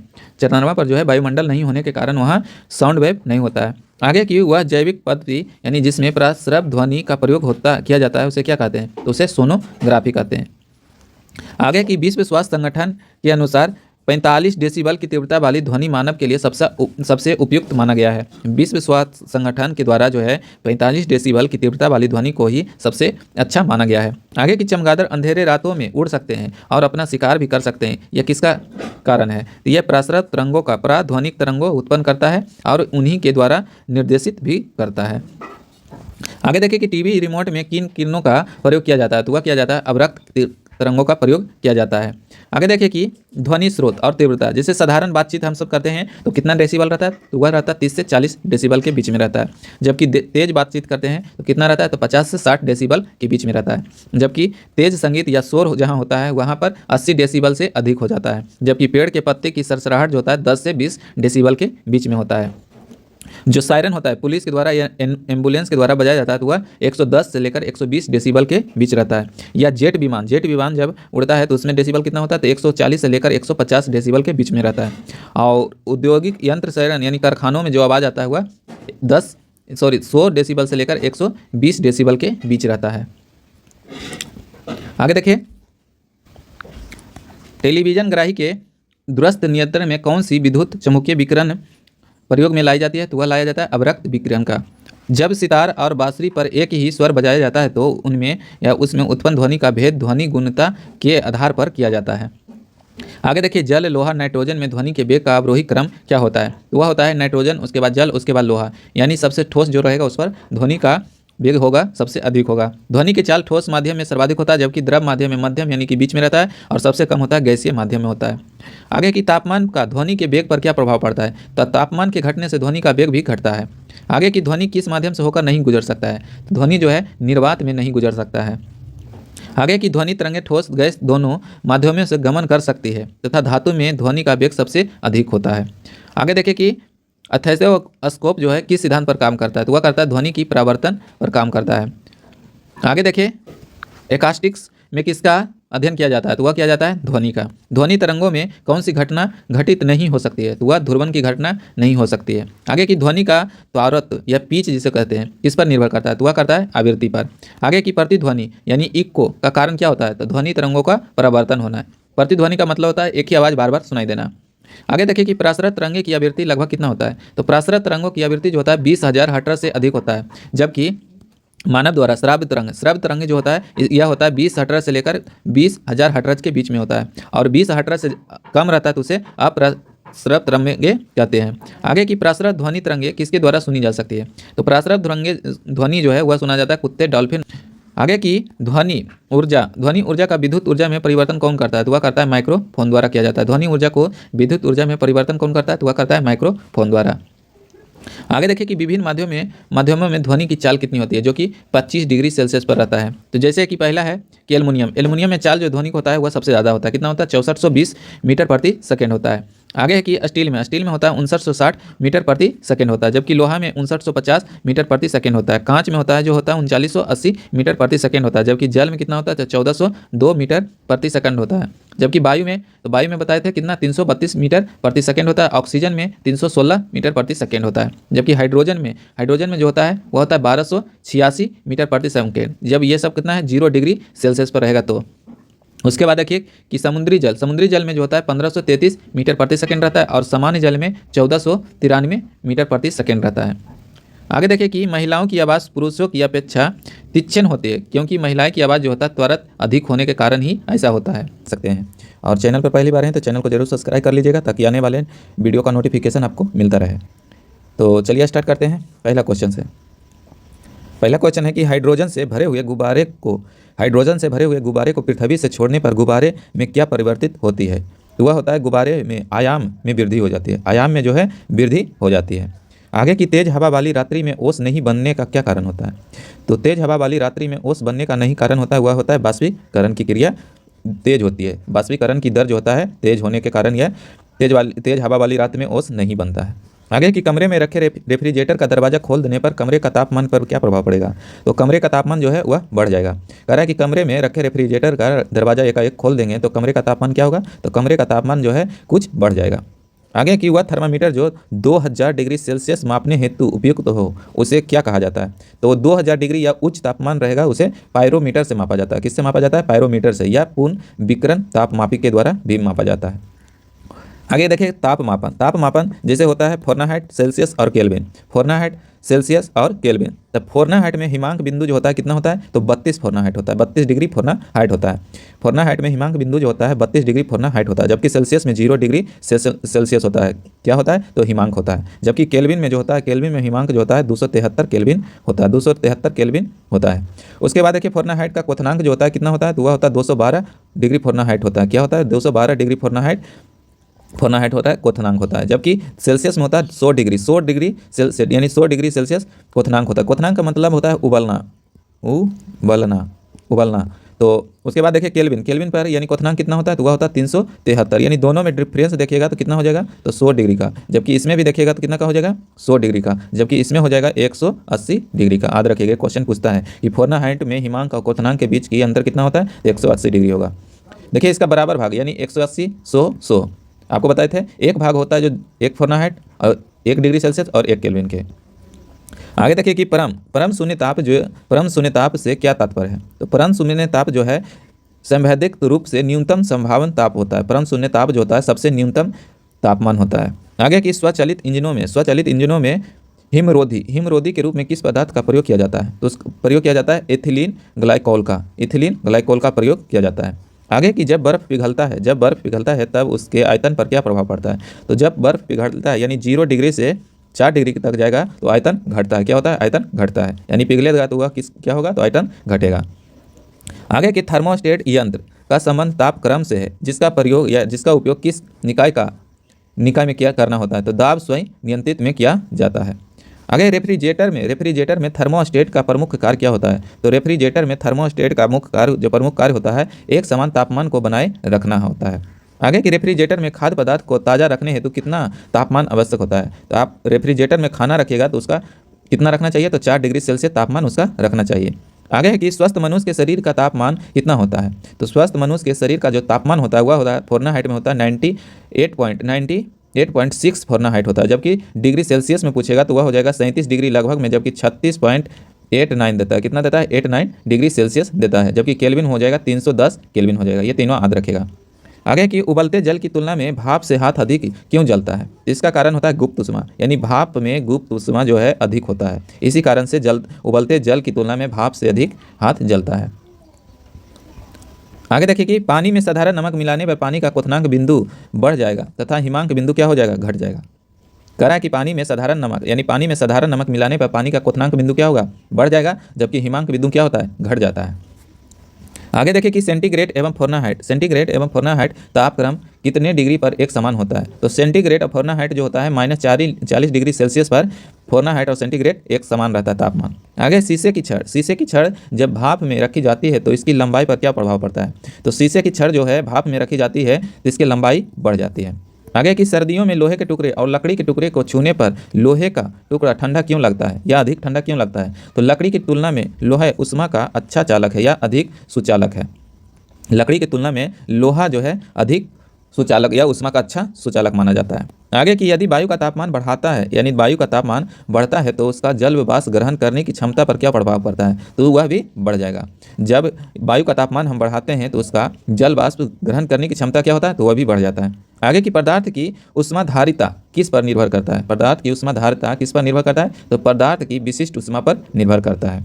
आगे देखिए कि साफ मेघ रहित रातों की तुलना में मेघारहित रातों की अपेक्षाकृत अधिक गर्म होती है, क्योंकि बादल पृथ्वी तथा हवा से उष्मा के विकिरण को रोक देता है। बादल जो है पृथ्वी तथा हवा से उष्मा की विकिरण को क्या करता है? रोक देता है। आगे देखिए कि जब जल को 0 डिग्री से 10 डिग्री तक गर्म किया जाता है तो इसके आयतन पर क्या प्रभाव पड़ता है? तो 0 से 4 जाएगा तो पहले घटेगा, उसके बाद फिर बढ़ जाएगा। यानी कि 0 से 10 जाएगा तो पहले घटेगा, उसके बाद बढ़ेगा। आगे की दाब बढ़ने पर जल के क्वथनांक पर क्या प्रभाव पड़ता है? तो दाब बढ़ने पर जल के क्वथनांक क्या होता है? बढ़ जाएगा। जल का क्वथनांक क्या होगा? बढ़ जाएगा। कह रहा है गर्मी के दिनों में छाते लिखा हुआ है, छाते का प्रयोग किया जाता है। तो ऊपर सफ़ेद और नीचे काला का प्रयोग किया जाता है। किसके लिए? गर्मी के दिनों में। आगे की रेल की दो पटरी जोड़ते समय मध्य में थोड़ी जगह क्यों छोड़ी जाती है? तो क्योंकि पटरियों को उष्मा प्रसार के कारण स्थान करने के लिए छोड़ा जाता है। आगे की प्रेशर कुकर के अंदर का उच्चतम तापमान निर्भर करता है तो किस पर करता है? तो ऊपर के छेद के क्षेत्रफल एवं ऊपर यानी उस पर रखे गए वजन पर निर्भर करता है। ऊपर के छेद के क्षेत्रफल तथा उस पर रखे गए वजन पर निर्भर करता है। आगे की कमरे में लगा हुआ वातानुकूलन यानी एयर कंडीशन किसे नियंत्रित करता है? तो वह करता है आर्द्रता एवं तापक्रम को नियंत्रित करता है। आगे की संवहन द्वारा उष्मा स्थानांतर हो सकता है। तो द्रव और गैस में हो सकता है। किस में हो सकता है? द्रव और गैस में हो सकता है। आगे देखिए चालन के अनुप्रयोग क्या है कि शीत ऋतु में लकड़ी व लोहे का ताप समान होने पर भी लोहे की कुर्सी अधिक ठंडी लगती है, क्योंकि लकड़ी की अपेक्षा लोहे की जो टुकड़ा होता है वह अधिक उष्मा का सुचालक होता है। आगे की चीनी मिट्टी के प्यालों में चाय पीना धातु के प्यालों में चाय पीने से अधिक आसान क्यों होता है? तो चीनी मिट्टी जो होता है उष्मा का कुछ कुचालक होता है, जबकि कह रहा है कि धातु का जो प्याला रहता है वह उष्मा का सुचालक होता है, अधिक सुचालक होता है। आगे की शुष्क बैटरी में अमोनिया क्लोराइड और जिंक क्लोराइड विद्युत अपघटनों का प्रयोग होता है। कह रहा है कि शुष्क बैटरी में अमोनिया क्लोराइड और जिंक क्लोराइड विद्युत अपघटकों का प्रयोग होता है। आगे देखिए कि डेजर्ट कूलर द्वारा शीतलन किस सिद्धांत के आधार पर कार्य करता है? तो वह करता है बाष्पन शीतलन के विरुद्ध पर कार्य करता है। आगे की किस तरल की विशिष्ट ऊष्मा सर्वाधिक होती है, यानी किस तरल की विशिष्ट ऊष्मा जो है सर्वाधिक होती है, वह होता है जल का। आगे की पसीने की हमारे शरीर में क्या भूमिका है, तो यह शरीर का ताप नियंत्रित रखने में सहायक है, यह शरीर का ताप नियंत्रित रखने में सहायक होता है। आगे की गर्म मौसम में पंखा चलने से आराम क्यों महसूस होता है, तो गर्म मौसम में पंखा चलने से आराम क्यों महसूस होता है, तो हमारा पसीना तेजी से बाष्पीकृत होता है। आगे की मिट्टी के घड़ों में जल क्यों ठंडा रहता है, तो मिट्टी के घड़ों में जल जो ठंडा रहता है वह बाष्पीकरण के कारण ठंडा रहता है। आगे की संवहन के अनुप्रयोग, यानी विद्युत बल्ब में लगे तंतु को गलने से बचाने के लिए किया जाता है, विद्युत बल्ब में लगे तंतु को गलने से बचाने के लिए किया जाता है। आगे की पृथ्वी का वायुमंडल संवहन द्वारा गर्म होता है, पृथ्वी का वायुमंडल जो होता है किसके द्वारा गर्म होता है, तो वह होता है संवहन के द्वारा गर्म होता है। आगे की मोटर कार का रेडिएटर है जो शीतलन तंत्र भी संवहन सिद्धांत पर कार्य करता है। मोटर कार का रेडिएटर जो है वह किस सिद्धांत पर कार्य करता है, तो वह भी करता है संवहन सिद्धांत पर कार्य करता है। आगे की रेफ्रिजरेटर में फ्रिज ऊपर की ओर बनाया जाता है, रेफ्रिजरेटर में फ्रीजर जो है ऊपर की ओर बनाया जाता है। आगे की थर्मस बोतल में पेय पदार्थों को कुछ समय तक उसी ताप पर रखने के लिए उसकी दीवारों पर किस पदार्थ की परत चढ़ाई जाती है, तो वह चढ़ाया जाता है रजत परत का, यानी सिल्वर लेयर चढ़ाया जाता है। आगे की प्रेशर कुकर में खाना जल्दी क्यों पक जाता है, तो प्रेशर कुकर में जल्दी खाना क्यों पक जाता है, क्योंकि दाब बढ़ने पर पानी का क्वथनांक क्या हो जाता है, बढ़ जाता है। दाब बढ़ने पर पानी का क्वथनांक क्या हो जाता है, तो बढ़ जाता है। आगे की ऊष्मा किसका उदाहरण है, तो ऊष्मा जो है ऊर्जा का उदाहरण है, ऊष्मा जो है किसका उदाहरण है, तो ऊर्जा का है। सिटी स्कैन करने में कौन सी किरणें प्रयोग की जाती है, तो वह किया जाता है एक्स किरणों का, किसका प्रयोग किया जाता है, एक्स किरणों का प्रयोग किया जाता है। आगे की आदर्श गैस की आंतरिक ऊर्जा किस राशि पर निर्भर करती है, तो वह करता है केवल ताप पर करता है, किस पर करता है, तो केवल ताप पर करता है। आगे की बर्फ का अपने गलनांक पर पिघलना किस प्रक्रम का उदाहरण है, तो वह है समतापी प्रक्रम का उदाहरण है। आगे की निम्न ताप में उत्पन्न निम्न ताप कैसे प्राप्त करते हैं, तो वह करते हैं रुद्धोष्म प्रक्रम द्वारा करते हैं। आगे की 1 किलो कैलोरी ऊष्मा कितने जूल कार्य के तुल्य है, यानी बराबर है, तो वह 4.18 इंटू 10⁻³ जूल कार्य के तुल्य होता है, 4.18 10⁻³ जूल कार्य के तुल्य होता है। आगे देखिए विकिरण के अनुप्रयोग, जैसे सूर्य की ऊष्मा पृथ्वी तक विकिरण के रूप में पहुंचती है, सूर्य की ऊष्मा जो पहुंचता है किस तरह से पहुंचता है, तो विकिरण के तरह पहुंचता है। आगे की पॉलिश किए गए जूते धूप में जल्दी गर्म नहीं होते हैं, पॉलिश किए गए जूते जो है धूप में जल्दी गर्म नहीं होते, किसका कारण, तो विकिरण के कारण होता है ऐसा। आगे देखिए कि जल का घनत्व किस तापमान पर अधिक होता है, तो जल का घनत्व जो है सबसे अधिक होता है 4 डिग्री सेल्सियस होता है। आगे की ऊष्मीय गति का प्रथम नियम किस अवधारणा की पुष्टि करता है, ऊष्मीय गति का प्रथम नियम जो है अवधारणा, यानी किस अवधारणा की पुष्टि करता है, तो ऊर्जा संरक्षण की पुष्टि करता है। आगे की जब किसी कांच की बोतल में पानी भरा जाता है और उसे बंद करके जमने दिया जाता है तो बोतल टूट जाता है, ऐसा क्यों होता है, तो ऐसा होता है कि क्योंकि पानी जमने पर क्या होता है, फैलता है, पानी जो है जमने के बाद क्या होता है, तो फैलता है। वही कह रहा है कि जब किसी कांच की बोतल में पानी भरा जाता है और उसे बंद करके जमने दिया जाता है तो वह क्या होता है, बोतल फूट जाता है। आगे की ऊंचाई बढ़ने के साथ साथ जल का क्वथनांक क्यों घटता है, ऊंचाई बढ़ने के साथ साथ जल का क्वथनांक जो है, क्योंकि ऊंचाई बढ़ने के साथ साथ वायु दाब घटता है, इसी कारण से क्वथनांक घट जाता है। आगे की ऊंचे पहाड़ों पर सदैव बर्फ जमी रहती है, क्योंकि ऊंचे पहाड़ों पर तापमान प्रायः हिमांक से कम रहता है, अतः वहां वातावरण की जल वाष्प जमकर बर्फ बन जाती है। आगे की ठोस कपूर से वाष्प बनने की प्रक्रिया को क्या कहते हैं, तो ठोस कपूर से वाष्प बनने की प्रक्रिया को ऊर्ध्वपातन कहा जाता है। ठोस कपूर या ठोस से सीधे गैस में परिवर्तन को ही ऊर्ध्वपातन कहा जाता है। आगे की ऊष्मा किस प्रक्रिया द्वारा तीव्र गति से स्थानांतरित होते हैं, ऊष्मा जो है किस प्रक्रिया द्वारा तीव्र गति से स्थानांतरित होती है, तो वह होता है विकिरण के द्वारा होता है। आगे की किसी पदार्थ का तापमान परिवर्तन किए बिना द्रव से गैस में परिवर्तन करने के लिए आवश्यकता ऊष्मा को क्या कहते हैं, तो वाष्पन की गुप्त ऊष्मा कहा जाता है, वाष्पन की गुप्त ऊष्मा कहा जाता है। करा कि किसी पदार्थ का तापमान परिवर्तन किए बिना द्रव से गैस में परिवर्तन करने की आवश्यक ऊष्मा को क्या कहा जाता है, तो वाष्पन की गुप्त ऊष्मा कहा जाता है। आगे की एक कृष्णिका किसे उत्सर्जित करता है, तो वह करता है सभी तरंग दैर्घ्य का विकिरण उत्सर्जित करता है। आगे की एथिल अल्कोहल किस तापमान पर जमता है, तो एथिल अल्कोहल जो है वह जमता है 114 डिग्री सेल्सियस पर जमता है। एथिल अल्कोहल जो है किस तापमान पर जमता है, तो वह 114 डिग्री सेल्सियस पर जमता है। आगे की तारों के अंदर ऊर्जा उत्पादन के लिए कौन सी अभिक्रिया होती है, तो वह होता है ताप नाभिकीय अभिक्रिया। तारों के अंदर ऊर्जा जो है ऊर्जा उत्पन्न के लिए कौन सी अभिक्रिया होती है, तो वह होता है ताप नाभिकीय अभिक्रिया होती है। आगे की तारों का रंग क्या प्रदर्शित करता है, तो तारों का रंग जो है उसका तापमान प्रदर्शित करती है। क्या करता है, उसका तापमान प्रदर्शित करता है। आगे है कि एथेनॉल, एथेनॉल के वाणिज्यिक उत्पादन के लिए किस खमीर का उपयोग किया जाता है? तो किस खमीर का उपयोग किया जाता है? सेक्रेमाइसिस सेरेबेसिस किया जाता है। आगे कि ऊनी कपड़े, ऊनी कपड़े शरीर को गर्म क्यों रखते हैं? तो क्योंकि ऊन ऊष्मा का एक खराब चालक है। कह रहा है कि ऊनी कपड़े जो है हमारे शरीर को गर्म क्यों रखते हैं? तो क्योंकि ऊन ऊष्मा का खराब चालक है। आगे देखिए कि ऊष्मा की वह मात्रा जो किसी पदार्थ के 1 किलोग्राम द्रव्यमान को उसके क्वथनांक बिंदु पर वाष्प में परिवर्तन करने के लिए प्रदान की जाती है, उसे वाष्प की गुप्त ऊष्मा कहा जाता है। उसे वाष्पन की गुप्त ऊष्मा कहा जाता है। आगे देखिए कि गर्मियों में सफ़ेद कपड़े पहनना अधिक आरामदायक होता है। गर्मियों में जो है सफ़ेद कपड़ा पहनना अधिक आरामदायक होता है। क्यों ऐसा होता है? तो सफ़ेद कपड़े ऊष्मा का अधिकांश भाग परिवर्तित कर देता है। क्या कर देता है? परिवर्तित कर देता है। इसी कारण से गर्मियों के दिनों में सफ़ेद कपड़े पहनना आरामदायक होता है। कि प्रकाश तंतु जो होता है किस सिद्धांत पर कार्य करता है? तो प्रकाश तंतु जो है पूर्ण आंतरिक परावर्तन पर कार्य करता है। पूर्ण आंतरिक परावर्तन पर कार्य करता है। आगे की मृग मरीचिका किसका उदाहरण है? तो वह प्रकाश का पूर्ण आंतरिक परावर्तन का उदाहरण है। आगे देखिए कि प्रकाश तरंगों की वायु से कांच में जाने पर उसके कौन सी गुण प्रभावित होता है? तो प्रकाश जो है तरंगों के यानी प्रकाश तरंगों के वायु से, अगर पहले वायु में उससे कांच में जाएगा तो वह कौन सा गुण प्रभावित होता है? तो उसका तरंगदैर्घ्य और वेग दोनों प्रभावित होता है। आगे कि जब प्रकाश एक माध्यम से दूसरे माध्यम में प्रवेश करता है तो उसकी आवृत्ति अपरिवर्तित रहती है, यानी कि आवृत्ति में कोई परिवर्तन नहीं होता है, जबकि तरंगदैर्घ्य और वेग में परिवर्तन होता है। आगे की निर्वात में प्रकाश की गति कितनी होती है? तो निर्वात में जो प्रकाश की गति होती है सर्वाधिक होती है, सबसे ज़्यादा होता है। लगभग 3 × 10⁸ मीटर प्रति सेकेंड के बराबर होता है, यानी 3 लाख किलोमीटर प्रति सेकेंड होता है। आगे कि प्रकाश संश्लेषण की क्रिया में ऊर्जा का रूपांतर किस प्रकार होता है? तो प्रकाश संश्लेषण की क्रिया में ऊर्जा का रूपांतर जो होता है प्रकाश ऊर्जा से रासायनिक ऊर्जा में होता है। किसमें होता है? तो प्रकाश ऊर्जा से रासायनिक ऊर्जा में होता है। आगे की दाढ़ी बनाने के लिए किस दर्पण का उपयोग करते हैं? तो दाढ़ी बनाने के लिए अवतल दर्पण का उपयोग करते हैं। और अवतल दर्पण डॉक्टर द्वारा भी अवतल दर्पण का प्रयोग किया जाता है, और गाड़ी का जो हेडलाइट रहता है उसमें भी अवतल दर्पण का प्रयोग किया जाता है।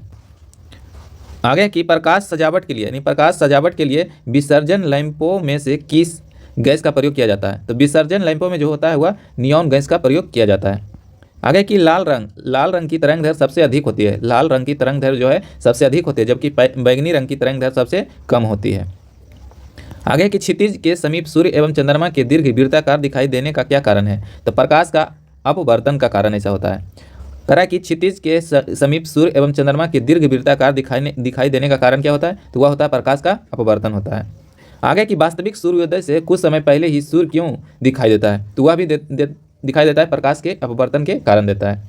आगे की खतरे के संकेत के लिए लाल प्रकाश का प्रयोग क्यों किया जाता है? तो लाल प्रकाश का परिकिरण सबसे कम होता है। लाल प्रकाश का परिकिरण जो होता है सबसे कम होता है, जबकि लाल प्रकाश का तरंगदैर्घ्य सबसे अधिक होता है। आगे की साबुन के पतले झाग से चमकदार रंग किस घटना के कारण दिखाई देता है? तो वह देता है बहुलित परावर्तन और व्यक्तीकरण के कारण दिखाई देता है। आगे की स्पष्ट दृष्टि की न्यूनतम दूरी कितनी होती है? तो वह होता है 25 सेंटीमीटर होता है, यानी कि स्पष्ट देखने के लिए यानी क्लियर विजन के लिए कितनी दूरी होनी चाहिए? तो वह होना चाहिए 25 सेंटीमीटर।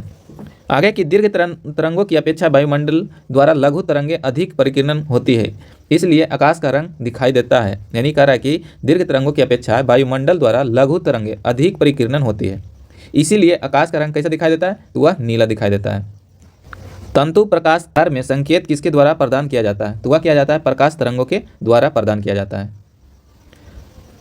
आगे देखिए विभिन्न माध्यमों में प्रकाश की चाल मीटर प्रति सेकेंड में। जैसे निर्वात में बताए थे सबसे अधिक होता है, लगभग होता है 3 × 10⁸ मीटर प्रति सेकेंड होता है। इसे ये मीटर में है तो 10⁸ हो जाएगा, जबकि इसको किलोमीटर में करिएगा तो ये 6 हो जाएगा, यानी कि 3 लाख किलोमीटर प्रति सेकेंड होता है। आगे कि कांच में कितना होता है? तो वह होता है 2 × 10⁸ मीटर प्रति सेकेंड होता है, जबकि जल में कितना होता है? तो 2.25 × 10⁸ मीटर प्रति सेकेंड होता है। और रॉक साल्ट में क्या होता है? कितना होता है? तो रॉक साल्ट में 1.96 × 10⁸ मीटर प्रति सेकेंड होता है, जबकि तारपीन का तेल में कितना होता है? तो 2.04 × 10⁸ मीटर प्रति सेकेंड होता है, जबकि नायलॉन में क्या होता है? तो 1.96 × 10⁸ मीटर प्रति सेकेंड होता है, यानी कि नायलॉन और रॉक साल्ट में दोनों बराबर होता है, ये याद रखेगा। आगे की परंपरागत कैमरे के किस भाग से आंख के रेटिना की तुलना की जाती है? तो वह किया जाता है फिल्म की भांति। कह रहा है कि कैमरे के किस भाग से आंख के रेटिना की तुलना किया जाता है? तो वह किया जाता है फिल्म के भांति किया जाता है। आगे कि एंडोस्कोप किस सिद्धांत पर कार्य करता है? तो एंडोस्कोप जो है किस सिद्धांत पर कार्य करता है? तो प्रकाश के पूर्ण आंतरिक परावर्तन पर कार्य करता है। एंडोस्कोप जो है वह काम करता है प्रकाश के पूर्ण आंतरिक परावर्तन पर करता है। आगे कि प्रकाश विकिरणों की प्रकृति कैसी होती है? तो प्रकाश विकिरणों की प्रकृति जो होती है वह होता है तरंग एवं कण दोनों के समान होता है। तरंग एवं कण दोनों के समान होता है। आगे कि किसी अपारदर्शी वस्तु का रंग उस रंग के कारण होता है जिस रंग को परावर्तित करता है, यानी वह उस रंग का दिखाई देगा वो जिस रंग पर वह परावर्तित करेगा। आगे कि हीरा उच्च अपवर्तनांक के कारण चमकता है। हीरा जो है उच्च अपवर्तनांक के कारण चमकता है क्योंकि हीरे का अपवर्तनांक जो होता है अधिक होता है, इसीलिए तराशने पर उसकी चमक और बढ़ जाती है। तराशने पर हीरे को तराशने पर उसकी चमक में क्या होता है? बढ़ोतरी हो जाता है। आगे की प्रकाश की गति किस माध्यम में सबसे कम होती है? तो प्रकाश की गति जो होता है सबसे कम होता है हीरा में होता है। आगे की अस्त होते समय सूर्य लाल क्यों दिखाई देता है? तो जहाँ भी रंग का बात आएगा वहाँ परिकिरणन होगा। क्या होगा? परिकिरणन होगा। तो प्रकाश के परिकिरणन के कारण ऐसा होता है। आगे की एक इलेक्ट्रॉनिक पुंज को फास्फोरस कोटेड पर्दे पर फोकस के प्रतिबिंब को पर्दे पर प्रदर्शित करना क्या कहलाता है? तो वह कहलाता है रोस्टर स्कैन कहलाता है। आगे की दूरदृष्टि दोष के लिए किस लेंस का उपयोग किया जाता है? तो वह किया जाता है उत्तल लेंस का। जबकि निकट दृष्टि रहेगा तो निकट के लिए अवतल लेंस का। देखिए यहाँ बड़ा है, निकट बड़ा है तो बड़ा में हो जाएगा बड़ा, और दूर के लिए छोटा है तो दूर के लिए छोटा हो जाएगा उत्तल लेंस। और दोनों रहेगा जरा दृष्टि रहेगा तो जरा दृष्टि में दोनों लेंस का उपयोग किया जाता है, उत्तल और अवतल दोनों को किया जाता है। आगे देखिए नीला हरा लाल जो है प्राथमिक रंग है। नीला हरा लाल जो है प्राथमिक रंग है के मिश्रण से अन्य सभी रंगों का निर्माण होता है। यही 3 प्राथमिक रंग के मिश्रण से जो है सारा रंग निर्माण होता है। और टीबी का पूछेगा टीबी में कौन सा रंग रहता है? तो यही रहता है प्राथमिक रंग, नीला हरा लाल रहता है। आगे की वस्तु के त्रिविमीय यानी 3D प्रतिरूप को अंकित तथा पुनरावृत्ति करने की तकनीक को क्या कहते हैं? तो उसे कहा जाता है होलोग्राफी कहा जाता है। आगे की प्रकाश का रंग किससे निर्धारित होता है? तो उसके तरंगदैर्घ्य से होता है। प्रकाश का रंग जो होता है किस पर निर्धारित होता है? तो वह उसके तरंगदैर्घ्य से होता है। आगे की पढ़ने में काम आने वाले दर्पण में कौन सा लेंस प्रयुक्त होता है? तो वह होता है उत्तल लेंस। उत्तल लेंस से क्या होता है? दूरदृष्टि दोष खत्म होता है। दूरदृष्टि के मतलब क्या होता है? दूरदृष्टि का मतलब यानी कि दूर का वस्तु नहीं दिखता। दूरदृष्टि में दूर का वस्तु दिखता है लेकिन निकट का वस्तु नहीं दिखता है, तो निकट का वस्तु देखने के लिए उत्तल लेंस का उपयोग करते हैं। आगे की यदि वायुमंडल अनुपस्थित हो, अगर वायुमंडल नहीं हो तो प्रकाश का परिकिरणन नहीं होगा। अगर हमारे पृथ्वी पर वायुमंडल नहीं हो तो प्रकाश परिकिरणन नहीं होगा, इसीलिए आकाश काला दिखाई देता है या आकाश काला दिखेगा। आगे देखिए कि दूरदर्शन के संकेत एक निश्चित दूरी के बाद क्यों नहीं मिल पाते हैं। कह रहा है कि दूरदर्शन के संकेत एक निश्चित दूरी के बाद क्यों नहीं मिल पाते हैं? तो वह पृथ्वी की सतह वर्गाकार होने के कारण ऐसा होता है। कह रहा है कि दूरदर्शन के संकेत जो होता है एक निश्चित दूरी के बाद क्यों नहीं मिल पाता है? तो वह पृथ्वी की सतह का वर्गाकार होना उसका कारण। आगे की दूरदर्शन प्रसारण में श्रवित संकेतों का प्रेषण करने के लिए किस तकनीक का उपयोग किया जाता है? तो वह किया जाता है आवृत्ति मॉड्यूलन का प्रयोग किया जाता है। आगे कि किसी व्यक्ति का पूरा प्रतिबिंब देखने के लिए एक समतल दर्पण की न्यूनतम ऊंचाई कितनी होनी चाहिए? तो वह होता है व्यक्ति की ऊंचाई की आधी होनी चाहिए। कह रहा है कि किसी व्यक्ति का पूरा प्रतिबिंब अगर हमें देखना है तो समतल दर्पण जो होता है उसकी न्यूनतम ऊंचाई कितनी होनी चाहिए? यानी व्यक्ति जो 5 फीट का है तो समतल दर्पण हमें कितना चाहिए? तो 2.5 फीट का चाहिए, तभी उसमें पूरा व्यक्ति दिखेगा। आगे की वाहनों में पृष्ठ दृष्टीय दर्पण, अभी बताए थे वाहन में जो या गाड़ी में जो पीछे का दृश्य देखने के लिए किस दर्पण का उपयोग करते हैं? तो वह करते हैं उत्तल दर्पण का उपयोग किया जाता है। जबकि हेडलाइट किसका रहता है? तो हेडलाइट में अवतल दर्पण रहता है। आगे की दृष्टिपटल यानी रेटिना जिसे कहते हैं, दृष्टिपटल जिसको रेटिना कहते हैं किस प्रकार का चित्र बनाता है? तो वस्तु से छोटा और उल्टा बनाता है। रेटिना जो है किस प्रकार का चित्र बनाता है? तो वस्तु से छोटा और उल्टा बनाता है। आगे की किस रंग के प्रकाश की ऊर्जा सर्वाधिक होती है? तो वह होता है नीला प्रकाश का ऊर्जा जो है सर्वाधिक होता है। आगे की एक आंख की अपेक्षा 2 आंख से देखना अधिक स्पष्ट, इसका क्या कारण होता है? तो वह इससे देखी जाने वाली वस्तु की दूरी व गहराई का सही अनुमान होता है। कहा कि एक आंख की अपेक्षा हम जब 2 आंखों से देखते हैं तो स्पष्ट होता है कि इसका क्या कारण है, यानी देखना अच्छा लगता है या देखा अधिक जाता है। तो इसका कारण है इससे देखी जाने वाली वस्तु की दूरी व गहराई की सही अनुमान होता है। आगे की वायुमंडल में प्रकाश के परिकिरणन का प्रमुख कारण क्या है? तो वायु में उपस्थित धूलकण के कारण ही ऐसा होता है। वायुमंडल में प्रकाश के परिकिरणन का मुख्य कारण क्या है? तो वायु में उपस्थित धूलकण का कारण है। आगे की अंतरिक्ष यात्री को आकाश का रंग कैसा दिखाई देता है? तो यह क्वेश्चन तो बार बार आता है, तो वह काला। या अंतरिक्ष यानी अंतरिक्ष से कोई व्यक्ति आकाश को देखेगा तो उसको कैसा दिखाई देगा? तो वह काला दिखाई देगा। आगे की निकट दृष्टि दोष, अभी बताए थे निकट दृष्टि दोष को दूर करने के लिए अवतल दर्पण का अवतल लेंस का प्रयोग किया जाता है। किसका किया जाता है? अवतल लेंस का प्रयोग किया जाता है। निकट में क्या होता है? तो निकट की वस्तु जो दिखेगी लेकिन दूर का वस्तु नहीं दिखेगी, तो दूर दृष्टि दोष यानी दूर का वस्तु देखने के लिए किसका प्रयोग करते हैं? तो अवतल दर्पण का। और अगर दूर दृष्टि दोष रहेगा तो उसमें उत्तल लेंस का उपयोग करते हैं। आगे की लेंस की क्षमता नापी जाती है, ये इसका इकाई क्या है? तो डायोप्टर के द्वारा। लेंस की क्षमता जो मापी जाती है डायोप्टर के द्वारा। आगे की विभिन्न रंगों के तरंगदैर्घ्य, जैसे देखिए बैगनी का कितना होता है? तो बैगनी का जो होता है 3900 एंगस्ट्रॉम से 4460 एंगस्ट्रॉम के बीच होता है। जबकि नीला जिसे जामुनी रंग कहते हैं उसका तरंगदैर्घ्य कितना होता है? तो 4460 एंगस्ट्रॉम से 4650 एंगस्ट्रॉम होता है। जबकि आसमानी का जो होता है तरंगदैर्घ्य कितना होता है? तो वह होता है 4650 एंगस्ट्रॉम से 5000 एंगस्ट्रॉम होता है। आगे की हरा का जो तरंगदैर्घ्य होता है वह 5000 से लेकर 5700 एंगस्ट्रॉम होता है। जबकि पीला का कितना होता है? 5700 एंगस्ट्रॉम से 5900 एंगस्ट्रॉम होता है। उसके बाद देखिए नारंगी रंग का तरंगदैर्घ्य कितना होता है? तो 5900 एंगस्ट्रॉम से 6200 एंगस्ट्रॉम होता है। जबकि लाल रंग का तरंगदैर्घ्य कितना होता है? तो 6200 से लेकर 7600 एंगस्ट्रॉम होता है। आगे देखिए कि धूप के चश्मे की क्षमता कितनी होती है? तो धूप के चश्मे का क्षमता जो होता है वह होता है 0 डायोप्टर यानी 0 होता है। आगे कि एक समतल दर्पण की वक्रता त्रिज्या होती है कितना होता है? तो एक समतल दर्पण का वक्रता त्रिज्या जो होता है वह अनंत होता है। आगे की प्रसारी ब्रह्मांड की संकल्पना किस सिद्धांत पर आधारित है? तो वह है डॉपलर प्रभाव पर। आगे की जल में वायु का बुलबुला किस प्रकार के लेंस की तरह व्यवहार करता है? तो वह करता है अवतल लेंस की भांति करता है। जल में वायु का बुलबुला जो है किस प्रकार की लेंस की व्यवहार करता है? तो वह करता है अवतल लेंस की भांति करता है। आगे की खोज बत्ती में कौन सा दर्पण प्रयुक्त होती है? तो वह होता है अवतल दर्पण का, यानी सर्च लाइट में जो होता है खोज बत्ती उसी को कहते हैं सर्च लाइट को। तो सर्च लाइट में कौन सा दर्पण का उपयोग किया जाता है? तो अवतल दर्पण का प्रयोग किया जाता है। आगे की रमन प्रभाव का संबंध किस प्रकार की किरणों से है? तो रमन प्रभाव का संबंध जो है सभी पारदर्शी माध्यमों को किरणों से है, सभी पारदर्शी माध्यम की किरणों से है रमन प्रभाव। ध्वनि के पुनः उत्पादन के लिए CD व ऑडियो प्लेयर में क्या प्रयुक्त होता है? तो वह होता है लेजर बीम होता है। आगे की जब दो समांतर समतल दर्पणों के मध्य कोई वस्तु रख दी जाती है तो उस पर अनंत प्रतिबिंब बनते हैं। करा कि जब दो समांतर समतल दर्पण के मध्य कोई वस्तु रख दी जाती है तो उस पर प्रतिबिंब जो बनता है अनंत बनता है। आगे की जब लाल नीले हरे प्रकाश का पुंज एक स्थान पर पड़ता है तो प्रकाश का रंग कैसा होता है? तो वह सफ़ेद हो जाता है। जब लाल नीले हरे प्रकाश का पुंज एक स्थान पर पड़ता है तो प्रकाश का रंग कैसा हो जाता है? तो सफ़ेद हो जाता है। आगे देखिए कि मानव आंख दृश्य प्रकाश के किस तरंगदैर्घ्य के लिए सर्वाधिक सुग्राह्य होती है? तो वह होता है 5500 एंगस्ट्रॉम होता है। हरा प्रकाश मानव आंख के लिए सबसे अच्छा माना जाता है। आगे की सूर्य के प्रकाश को पृथ्वी तक पहुंचने में कितना समय लगता है? तो वह लगता है 500 सेकंड लगता है। कितना लगता है? 500 सेकंड, लगभग 8 मिनट 20 सेकंड ऐसे देता है, 8.5 मिनट दिया है। आगे की जब प्रकाश किसी प्रिज्म में से होकर गुजरता है तब अपवर्तनांक के पश्चात सूर्य का प्रकाश अपने विभिन्न वर्णों यानी रंगों में विभाजित हो जाता है। इसे प्रकाश का वर्ण विक्षेपण कहते हैं तथा प्रकाश में प्राप्त विभिन्न रंगों का समूह वर्णक यानी वर्णक्रम या स्पेक्ट्रम कहलाता है।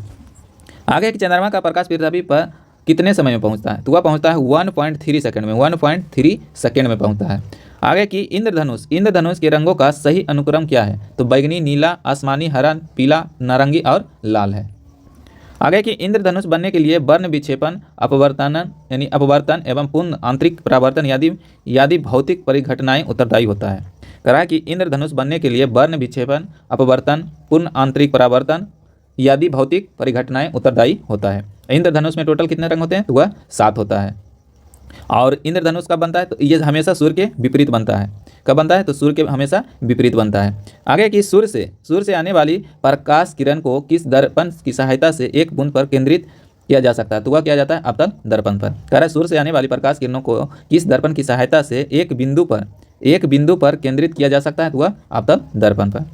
आगे की पूर्ण सूर्य ग्रहण के समय सूर्य को नंगी आंखों से देखने से आंख को क्षति पहुंचती है। तो रेटिना के जलने के लिए सूर्य का कौन सा किरण उत्तरदायी होता है? तो वह होता है पराबैंगनी किरणों का कारण ऐसा होता है, यानी UV रे के कारण होता है। आगे की प्रकाश के परावर्तन तथा जल के कणों द्वारा अधिक परिकिरण के कारण समुद्र कैसा दिखाई देता है? तो नीला दिखाई देता है। कह रहा है कि आकाश के परावर्तन तथा जल के कणों द्वारा अधिक परिकिरण के कारण समुद्र नीला प्रतीत होता है। पहला है कि हैलोजन लैंप जो होता है यह किस मिश्र धातु से निर्मित होता है? यानी कि इसका तंतु जो बना रहता है किस मिश्र धातु से बना होता है? तो वह बना रहता है टंगस्टन और सोडियम से बना रहता है। हैलोजन लैंप का तंतु किस मिश्र धातु से निर्मित रहता है? तो वह टंगस्टन और सोडियम से रहता है। आगे कि 1 किलोवाट का मान कितना होता है? तो वह होता है 3.6 इंटू 10⁻6 जूल के बराबर होता है। आगे कि जलते हुए विद्युत बल्ब के तंतु का तापमान कितना होता है? तो वह होता है 2000 डिग्री सेल्सियस से लेकर 2500 डिग्री सेल्सियस होता है। आगे कि बिजली के बल्ब की तुलना में फ्लोरोसेंट ट्यूब विद्युत ऊर्जा का प्रकाश ऊर्जा में अधिक मात्रा में परिवर्तन करती है। इसीलिए बिजली के बल्ब की तुलना में फ्लोरोसेंट ट्यूब का अधिक उपयोग किया जाता है। आगे कि फ्यूज में प्रयुक्त होने वाले तार की क्या विशेषता होती है? तो फ्यूज में प्रयुक्त होने वाली तार की विशेषता जो होता है उच्च प्रतिरोधकता होता है और निम्न गलनांक होता है। उच्च प्रतिरोधकता शक्ति होता है तथा निम्न गलनांक होता है। आगे की विद्युत बल्ब का तंतु किस धातु का बना रहता है? तो वह बना रहता है टंगस्टन का। कह रहा है कि विद्युत बल्ब का तंतु जो बना रहता है किस धातु से निर्मित रहता है? तो टंगस्टन से। आगे की स्टोरेज बैटरी को चार्ज करने हेतु किस धारा की आवश्यकता पड़ती है? तो वह पड़ता है डीसी का, जिसे डायरेक्ट करंट कहते हैं या दृष्टि धारा भी कहते हैं। आगे की डायनमो बिजली उत्पादन हेतु प्रयोग में लाया जाता है। डायनमो जो है बिजली उत्पादन के लिए प्रयोग में लाया जाता है। यह ऊर्जा से किस प्रकार संबंधित है? तो यह आंतरिक ऊर्जा को विद्युत ऊर्जा में परिवर्तन करता है। डायनमो जो होता है यांत्रिक ऊर्जा को विद्युत ऊर्जा में परिवर्तित करता है। आगे की कम वोल्टेज पर कार्य करने पर विद्युत मोटर जल जाता है। ऐसा क्यों होता है? तो क्योंकि अधिक विद्युत धारा खींचते हैं जो वोल्टेज के प्रतिलोमानुपाती होता है। इसी कारण से कम वोल्टेज पर विद्युत मोटर जल जाता है। आगे की टरबाइन व डायनमो से बिजली को प्राप्त करने में ऊर्जा के किस रूप में विद्युत ऊर्जा में परिवर्तित किया जाता है? तो वह किया जाता है आंतरिक ऊर्जा से इसे विद्युत ऊर्जा में परिवर्तित करता है। कौन करता है? तो डायनमो और टरबाइन। आगे के घर में सुरक्षित विद्युत सप्लाई के लिए उपयोग में लाए जाने वाला फ्यूज तार जो होता है इसका गलनांक क्या होता है? तो वह होता है निम्न होता है। गलनांक इसका निम्न होता है। आगे की ट्रांसफार्मर किसके लिए प्रयुक्त होता है?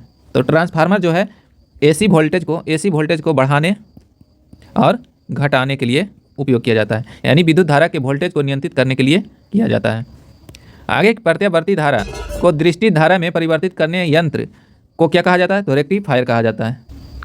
तो प्रत्यावर्ती धारा जिसे एसी को डीसी में परिवर्तन करने वाला यंत्र को क्या कहा जाता है? तो रेक्टिफायर कहा जाता है। आगे की विद्युत बल्ब के भीतर कौन सी गैस भरी होती है? तो वह भरा रहता है आर्गन गैस। आगे देखिए कि मानव शरीर जो शुष्क यानी सूखा में विद्युत प्रतिरोध कितना होता है? तो वह होता है 10⁻4 ओम। विशेष परिस्थितियों में 10⁻6 ओम के बीच होता है। आगे की समान ट्यूबलाइट में कौन सी गैस भरी जाती है? तो आर्गन के साथ पारावाष्प भरा जाता है। आगे की प्रतिदीप्ति बल्ब में कौन सी गैस भरी जाती है? तो वह भरा जाता है मरकरी और नियॉन भरा जाता है। आगे देखिए कि विद्युत चालकता की दृष्टि से सर्वाधिक सुचालक धातु कौन सी है? तो वह चांदी होता है। विद्युत चालकता की दृष्टि से सर्वाधिक सुचालक धातु कौन सा होता है? तो वह होता है चांदी होता है। उसके बाद तांबा होता है, उसके बाद एल्युमिनियम होता है। याद रखिएगा। आगे की पृथ्वी के विभव को शून्य माना जाता है। पृथ्वी के विभव को क्या माना जाता है? तो शून्य माना जाता है, क्योंकि पृथ्वी से कोई आवेश लेने या देने पर इसके विभव में कोई परिवर्तन नहीं होता है। आगे की आर प्रतिरोध वाले एक तार को पिघलाकर उसकी आधी लंबाई के तार में ढाला जाता है, तो तार का नया प्रतिरोध क्या होगा? तो वह हो जाएगा R/4 हो जाएगा। आगे की विद्युत आवेश को भंडारित करने के लिए किस उपकरण का प्रयोग किया जाता है? तो विद्युत आवेश को भंडारित करने के लिए किसका प्रयोग किया जाता है? तो कैपेसिटर का, जिसे संधारित कहते हैं। आगे की विभव क्या निर्धारित करता है? तो आवेश प्रभाव की दिशा को निर्धारित करता है। आगे है कि किसी चालक तार के प्रतिरोध पर तापमान बढ़ाने से क्या प्रभाव पड़ता है? तो चालक का प्रतिरोध बढ़ता है। क्या होता है? तो चालक का प्रतिरोध बढ़ जाता है, यानी किसी चालक तार के प्रतिरोध पर तापमान बढ़ाएंगे तो उस पर क्या होगा? प्रभाव पड़ेगा, तो चालक का प्रतिरोध भी बढ़ जाएगा। आगे की श्वेत प्रकाश को नली में कैसे उत्पन्न किया जाता है? तो तंतु को गर्म करके किया जाता है। श्वेत प्रकाश जो नली में कैसे उत्पन्न किया जाता है? तो तंतु को गर्म करके किया जाता है। आगे की विद्युत ऊर्जा को यांत्रिक ऊर्जा में परिवर्तित करने वाली युक्ति कौन सी होती है? तो वह होता है विद्युत मोटर होता है। विद्युत ऊर्जा को यांत्रिक ऊर्जा में परिवर्तित करने वाली युक्ति कौन सी होती है? तो वह होता है विद्युत मोटर होता है। आगे की विद्युत चुम्बकीय प्रेरण पर आधारित युक्ति के 2 उदाहरण कौन कौन से हैं? तो वह हो जाएगा डायनमो और विद्युत मोटर हो जाएगा। आगे की प्रत्यावर्ती धारा जिसे एसी कहते हैं, एसी एवं विभवांतर को मापने के लिए क्रमशः अमीटर यानी विद्युत प्रत्यावर्ती धारा को अमीटर के द्वारा जबकि विभवांतर को वोल्ट मीटर के द्वारा प्रयोग किया जाता है या मापा जाता है। यानी AC को अमीटर से, अभिवांतर को वोल्टमीटर से मापा जाता है। आगे की अति चालकता का प्रतिरोध कितना होता है? तो अति चालकता का प्रतिरोध होता है जो लगभग 0 होता है। आगे की तड़ित चालक, तड़ित चालक बनाने के लिए किस धातु का प्रयोग किया जाता है? तो वह किया जाता है तांबा का। किसका प्रयोग किया जाता है? कॉपर का प्रयोग किया जाता है। आगे की विद्युत धारा में समान आवेश एक दूसरे को प्रति आकर्षित करते हैं, जबकि विपरीत आवेश एक दूसरे को आकर्षित करते हैं। कह रहा है कि विद्युत धारा में समान आवेश एक दूसरे को प्रतिकर्षित करते हैं, जबकि विपरीत आवेश जब रहता है तो उसे आकर्षित करता है। आगे देखिए चालक के बारे में। चालक से पहला क्वेश्चन है कि सिलिकॉन, कार्बन और जर्मेनियम किसके उदाहरण हैं? तो सिलिकॉन, कार्बन और जर्मेनियम जो है वह अर्धचालक का उदाहरण है। आगे की अर्धचालक की चालकता किस ताप पर अधिकतम होती है? तो अर्धचालक की चालकता जो होता है वह 0 ताप पर अधिकतम होता है। आगे की परम शून्य तापमान पर अर्धचालकों में विद्युत प्रतिरोधक कितना हो जाता है? तो वह हो जाता है अनंत हो जाता है। क्या हो जाता है? अनंत हो जाता है। आगे की ऐसे पदार्थ जिनसे होकर विद्युत आवेश का प्रभाव सरलता से नहीं होता है, क्या कहलाता है? तो उसे कहा जाता है अचालक कहा जाता है। करा कि ऐसे पदार्थ जिनसे होकर विद्युत आवेश का प्रभाव सरलता से नहीं होता है, क्या कहलाता है? तो अचालक कहलाता है। अब देखिए चालक पदार्थों के उदाहरण और अचालक पदार्थों का उदाहरण। जैसे चालक पदार्थ में क्या था? धातु में पहले लीजिए तो लोहा, चांदी, तांबा, इस्पात, अल्युमिनियम ये सब क्या है? तो धातु चालक है। जबकि अशुद्ध जल, पृथ्वी, वायु, ग्रेफाइट आदि भी चालक ही है, याद रखिएगा। अचालक में देखिए रबड़, लकड़ी, शुद्ध जल। यहाँ पर देखिए अशुद्ध जल क्या है? चालक है, जबकि शुद्ध जल क्या है? अचालक है, याद रखिएगा। कांच, चीनी मिट्टी, कागज, मोम, रुई, रेशम, प्लास्टिक, उसके बाद देखिए एबोनाइट और चमड़ा, ये सब क्या है? अचालक है। रबड़, लकड़ी, शुद्ध जल को जरूर याद रखिएगा, क्योंकि अशुद्ध जल क्या होता है? चालक होता है, जबकि शुद्ध जल अचालक होता है। तो शुद्ध जल, कांच, चीनी मिट्टी, कागज, मोम, रुई, रेशम, प्लास्टिक, ये सब क्या है? तो ये सब अचालक है। जबकि चालक में धातु में सोना, चांदी, तांबा, अल्युमिनियम, इस्पात ये सब क्या है? तो ये चालक है। और शुद्ध जल, पृथ्वी, वायु और ग्रेफाइट ये सब क्या है? तो चालक है।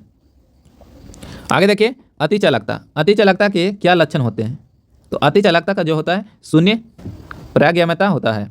आगे की नव आविष्कृत उच्च ताप अति चालकता कौन सा होता है? तो वह होता है सिरेकिम ऑक्साइड।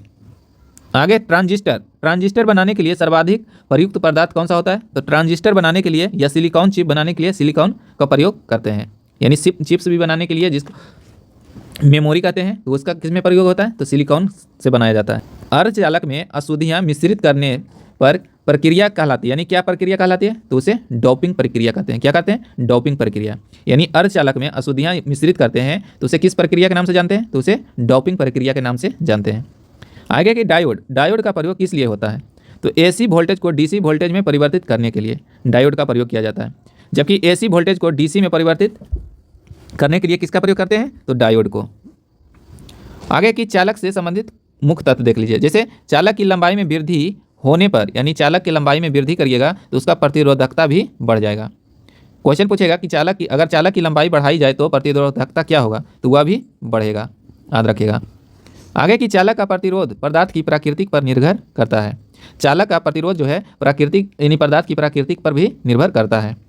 आगे की चालक की अनुप्रस्थ काट का क्षेत्रफल जितना अधिक होगा उसका प्रतिरोध उतना ही कम होगा।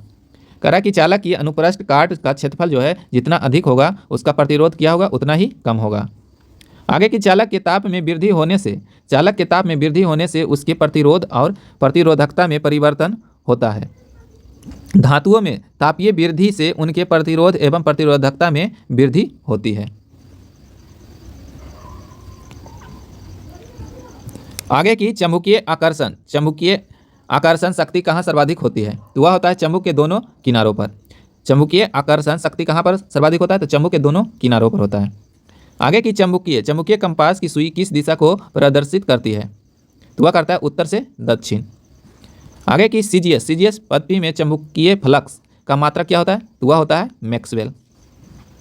आगे की ऐसा ताप जो लौह चुंबकीय प्राकृतिक एवं अनुचुंबकीय प्राकृतिक के मध्य प्रदर्शित होता है क्या कहलाता है? तो क्यूरी ताप कहलाता है। आगे की किसी चुंबक की आकर्षण शक्ति न्यूनतम कहाँ होती है? तो वह होता है चुंबक के मध्य में होता है। आगे की प्राकृतिक चुंबक किस धातु के अयस्क होते हैं? तो वह होता है लौह। प्राकृतिक चुंबक किस धातु के अयस्क होते हैं? तो वह होता है लौह का, यानी लोहा का। आगे की स्वतंत्र रूप से लटके चुंबक का आवर्तकाल किस पर निर्भर नहीं करेगा? तो लटकने की लंबाई पर यह निर्भर नहीं करता है। स्वतंत्र रूप से लटके चुंबक का आवर्तकाल किस पर निर्भर नहीं करता है? तो लटकने की लंबाई यानी लंबाई पर वह निर्भर नहीं करेगा। यानी चुंबकीय यमोत्तर के तल में नती सुई किस दिशा में होगी? तो वह होता है ऊर्ध्वाधर होगी। आगे की तड़ित, जिसे आकाशीय बिजली कहते हैं, तड़ित को आकाशीय बिजली कहा जाता है। तो इससे क्या होता है? तो वृक्षों में भी आग लग सकता है, क्योंकि इसमें अत्यधिक मात्रा में विद्युत ऊर्जा होता है। आगे की सभी चुंबकीय पदार्थ का चुंबकीय गुण कब कम होता है? सभी चुंबकीय पदार्थ का चुंबकीय गुण कब कम होता है? तो जब वे बहुत अधिक गर्म होता है तब। कह रहा है कि सभी चुंबकीय पदार्थ का चुंबकीय गुण कब खत्म होता है या कम हो जाता है? तो जब वे बहुत अधिक गर्म होता है या जब उसे अत्यधिक पीटा जाता है, तब वह चुंबक अपना गुण खो देता है। आगे की लेंज का नियम, लेंज का नियम किसके अनुरूप है? तो वह है चुंबक फ्लक्स संरक्षण का नियम कहलाता है लेंज का नियम। आगे की कौन सा अयस्क प्राकृतिक चुंबक कहा जाता है? कौन सा अयस्क जो है प्राकृतिक चुंबक कहा जाता है? तो वह कहा जाता है मैग्नेटाइट। आगे की जब दंड चुंबक को लंबाई में 2 बराबर भागों में बांट दिया जाता है तो प्रत्येक टुकड़ा का एक स्वतंत्र चुंबक की तरह व्यवहार करने लगता है। आगे की फ्लेमिंग के दाएं हाथ के नियम का प्रयोग किसकी दिशा ज्ञात करने के लिए किया जाता है? तो वह किया जाता है प्रेरित धारा की दिशा ज्ञात करने के लिए किया जाता है। फ्लेमिंग के दाएं हाथ के नियम से प्रयोग किया जाता है तो क्या ज्ञात करने के लिए किया जाता है? तो प्रेरित धारा की दिशा। आगे की विद्युत धारा के चुंबकीय प्रभाव की खोज सर्वप्रथम किसने की थी? तो किसने किया था? तो हैंस क्रिश्चियन ऑस्टेड के द्वारा किया गया है। आगे की विद्युत परिपथ में फ्यूज का प्रयोग क्यों किया जाता है? तो विद्युत परिपथ में फ्यूज का जो प्रयोग किया जाता है जब परिपथ में अत्यधिक धारा प्रभावित हो तो फ्यूज तार गल जाए और परिपथ टूट जाए। आगे देखिए कि जो धातु विद्युत की सबसे अच्छी सुचालक होती है उसका विशिष्ट प्रतिरोध सबसे कम होता है। कह रहा है कि जो धातु विद्युत का सबसे अच्छा चालक माना जाता है तो उसका विशिष्ट प्रतिरोध क्या होता है? तो सबसे कम होता है। आगे देखिए तीसरा टॉपिक नाभिकीय भौतिक के बारे में।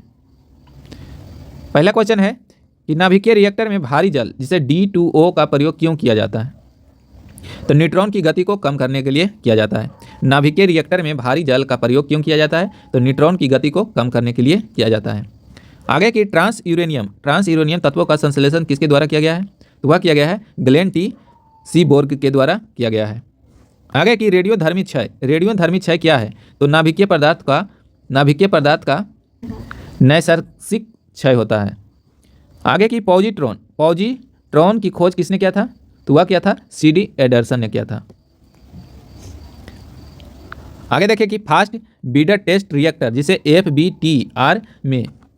FBTR कहते हैं तो इसमें यूरेनियम कार्बाइड एवं प्लूटोनियम कार्बाइड मिश्रित ईंधन का प्रयोग किया जाता है तथा शीतलक के रूप में द्रवित सोडियम का प्रयोग किया जाता है। आगे देखिए तारों में अक्षय ऊर्जा होने का कारण क्या है? तो हाइड्रोजन का हीलियम में परिवर्तन होना। तारों में अक्षय ऊर्जा होने का कारण क्या है? तो हाइड्रोजन का हीलियम में परिवर्तन होना। आगे की भारत में किस रेडियोधर्मी तत्व का सर्वाधिक भंडार है? तो वह है थोरियम का भंडार सबसे अधिक कहाँ है? तो भारत में है। आगे की हाइड्रोजन बम किस सिद्धांत पर कार्य करता है? तो हाइड्रोजन बम क्या करता है? तो अनियंत्रित नाभिकीय संलयन अभिक्रिया पर कार्य करता है। आगे की विद्युत उत्पादन के लिए किस धातु का प्रयोग किया जाता है? तो वह किया जाता है यूरेनियम का। विद्युत उत्पादन के लिए किस धातु का प्रयोग किया जाता है? तो यूरेनियम का प्रयोग किया जाता है। आगे की रेडियोधर्मी पदार्थ कौन से कण उत्सर्जित करता है? तो वह करता है अल्फा बीटा और गामा। अल्फा बीटा गामा कौन करता है उत्पन्न? तो रेडियोधर्मी पदार्थ करता है। आगे की सूर्य जो है नाभिकीय संलयन के द्वारा अपनी ऊर्जा का निर्माण करता है। आगे देखिए कि रेडियो सक्रिय तत्व के उपयोग क्या क्या होता है? तो अधिक उपज देने वाले बीजों के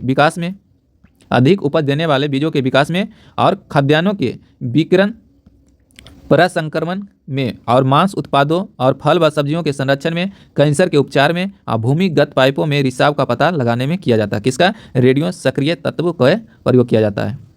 आगे की नाभिकीय रिएक्टर में मंदक के रूप में किस पदार्थ का प्रयोग किया जाता है? तो वह किया जाता है ग्रेफाइट और भारी जल को D2O कहते हैं।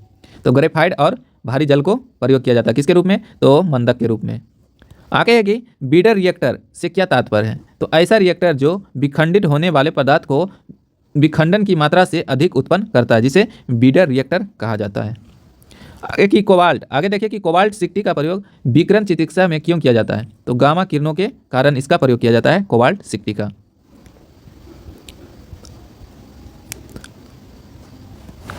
मेसान की खोज किसने की थी? तो मेसान की खोज हिडेकी युकावा ने किया था। आगे की भारत में कौन सा नाभिकीय ईंधन सर्वाधिक पाया जाता है? तो अभी बताए थे थोरियम।